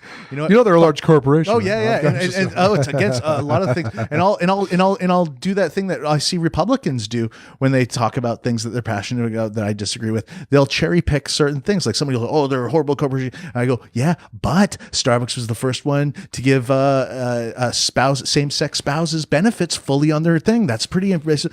I'm like, yeah, but Starbucks is, yeah, but they're the first ones to offer medical to their part-time workers in the United States. And and they've done some good things. They've done some really good things. But fuck yeah, sure, they bought palm oil from Indonesia that decimated the entire habitat of orangutans in Borneo.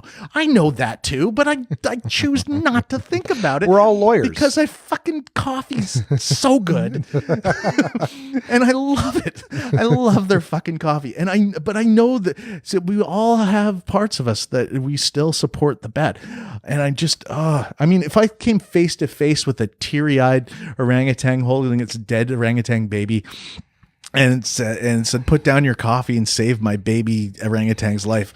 Yeah, okay. I would have a hard time having my coffee, but please don't let that happen. Yeah, I was gonna say, now you guys who want him to hear your list, now you know what you have to do. It's like it was the old saint. Was it Saint Thomas Aquinas? Oh Lord, give me the patience to be a saint, but not now. It's like I want to be a saint, but not now. Tomorrow. yeah. I want to enjoy the shit now, but yeah, no, eventually. And I think that's one of the common aspects of humanity that we kind of forget while we're all trying to be these super uber humans, in this new age of everybody's good, and the sort of millennial sort of utopian ideal for existence is like we're forgetting that we're all flawed.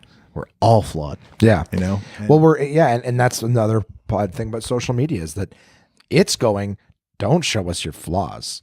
In fact, we've got all these things that will help remove them, like filters and things like that. We're going to just put the best of you. And that's the thing. And now everyone, in terms of that whole, this is what you have to live up to, because before it was just celebrities, just the models on the cover of the magazines and the celebrities in the movies. Now you have everybody in your life that you're trying to measure up against, as well as I think we should all have a picture of our butthole somewhere everywhere. You don't? I do. Well, that's the thing. I find it funny when the guys were sending all their unsolicited dick pics to women and stuff like that, because I didn't see what that would do. I can't see that eliciting a positive response from anybody, an unsolicited dick. However, you can send an unsolicited asshole pic to people and they're delighted because it's such a ridiculous thing to receive. They're just, what the fuck? What is that? That's a baloney knot. There's something wrong. There's hair, because nobody's thinking this is going to turn anybody on. Nobody's that ludicrous. It's true. It's just a humbling part of that we all have. That should be the thing. As soon as whenever that argument on Facebook goes too long, butthole picture. Just put your butt. Look at this. This can never look attractive. It's like rebooting the computer. At no point could anybody look at this and think highly of me after seeing this horrible, horrible part of my body. That's awesome. I think, dude, we're at an hour 52, and I've loved every minute, and I could go on forever. I always enjoy our chats. I have to pee so badly. Oh, do you? Okay, so then why don't I take this opportunity to thank you, my good friend, for taking the time. Yeah, and we'll do it next time I'm in town. If you're in town again, we'll do it again. Absolutely. But I always love talking with you.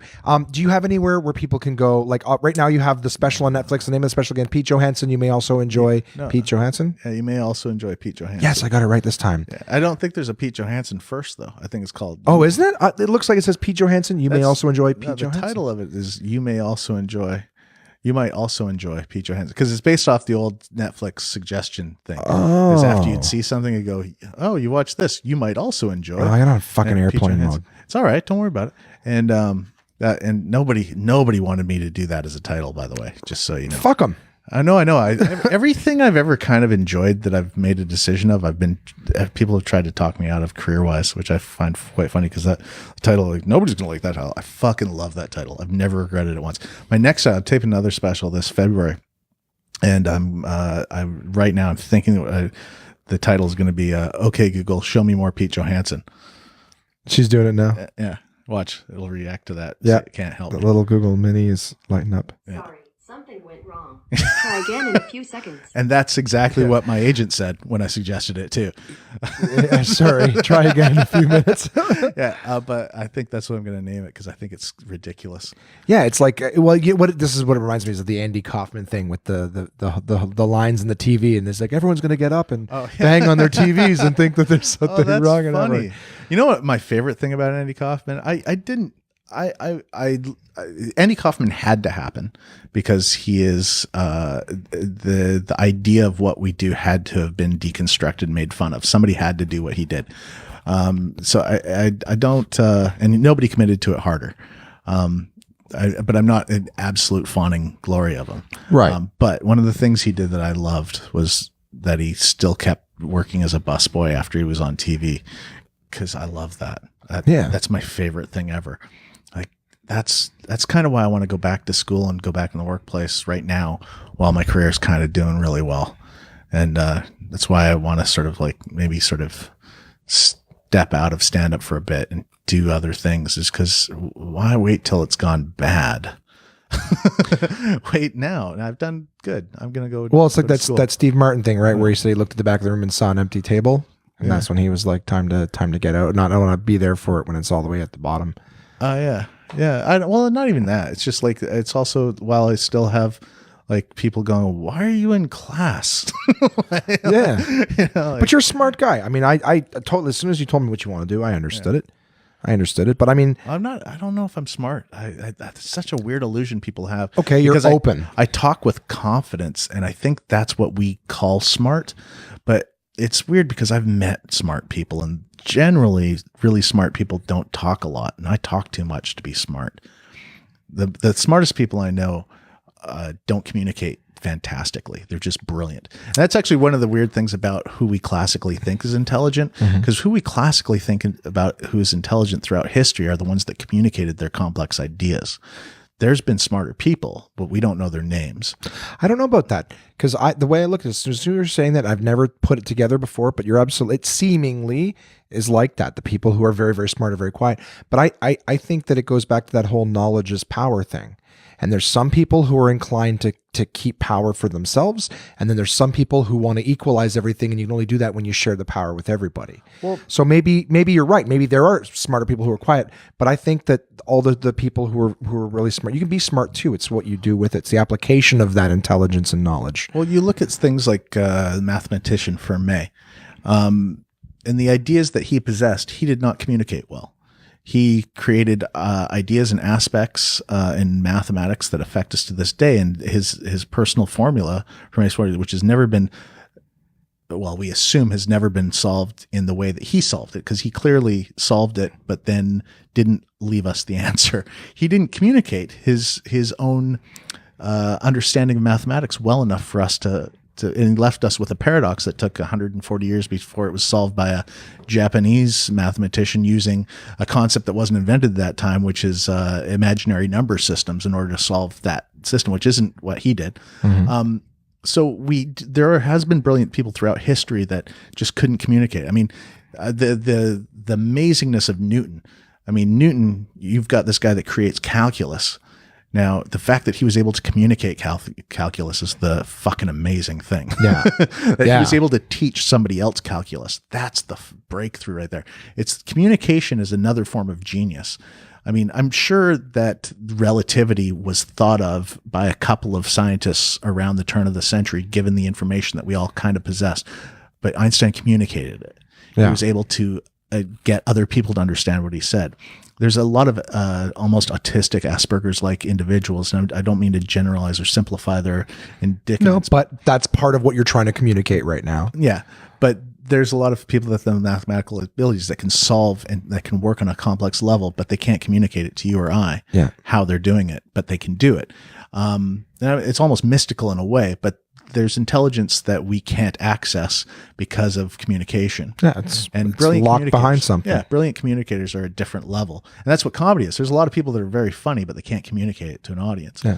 You know? Well, and isn't that our job? We come up with a premise or an idea and we know why it's funny. Now, how do I make everybody else see why this is funny? Yeah, we've all had jokes that we think are funny, but we can't communicate it to an audience the way we understand it. Yeah. And that's the barrier, is true communication. It's a different form of brilliance, I've spoken absolutes earlier when I said that there's people I've met people that are smart. I've met some people that are smart, that are quiet, because they don't know how to communicate, but their brains work on a level that's faster, more in depth, and it's stunning to be in the presence of that, and intimidating and humbling. And I think that's the key word. We're not humbled enough around other people.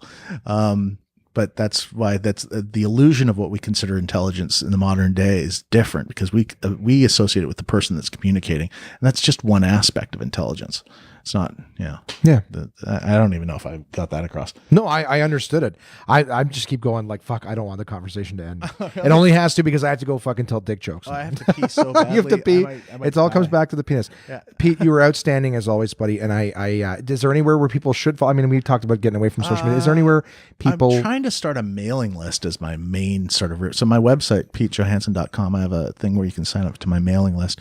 I have yet to send out a mailing list since last time it was 2015. So don't worry about me filling your inbox with lots of spam. Cool. But if they want to be a part of what you got going on, that's... And then I'm going to try and do my own podcast this year too. So Yeah, if you join my mailing list, or if you follow me on any social media thing, I will announce when I start doing my podcast. But it's probably just going to be me talking for the first little bit. That's fine. Well, let me know, and I'll let them know. Okay. Yeah. Cool, buddy. All right. Sounds all right. I appreciate you being on the show, Pete. You were I find you incredibly fascinating and funny. Thank you. I love spending time, man. You're so much less racist when you're on the air. Thanks, buddy. All right.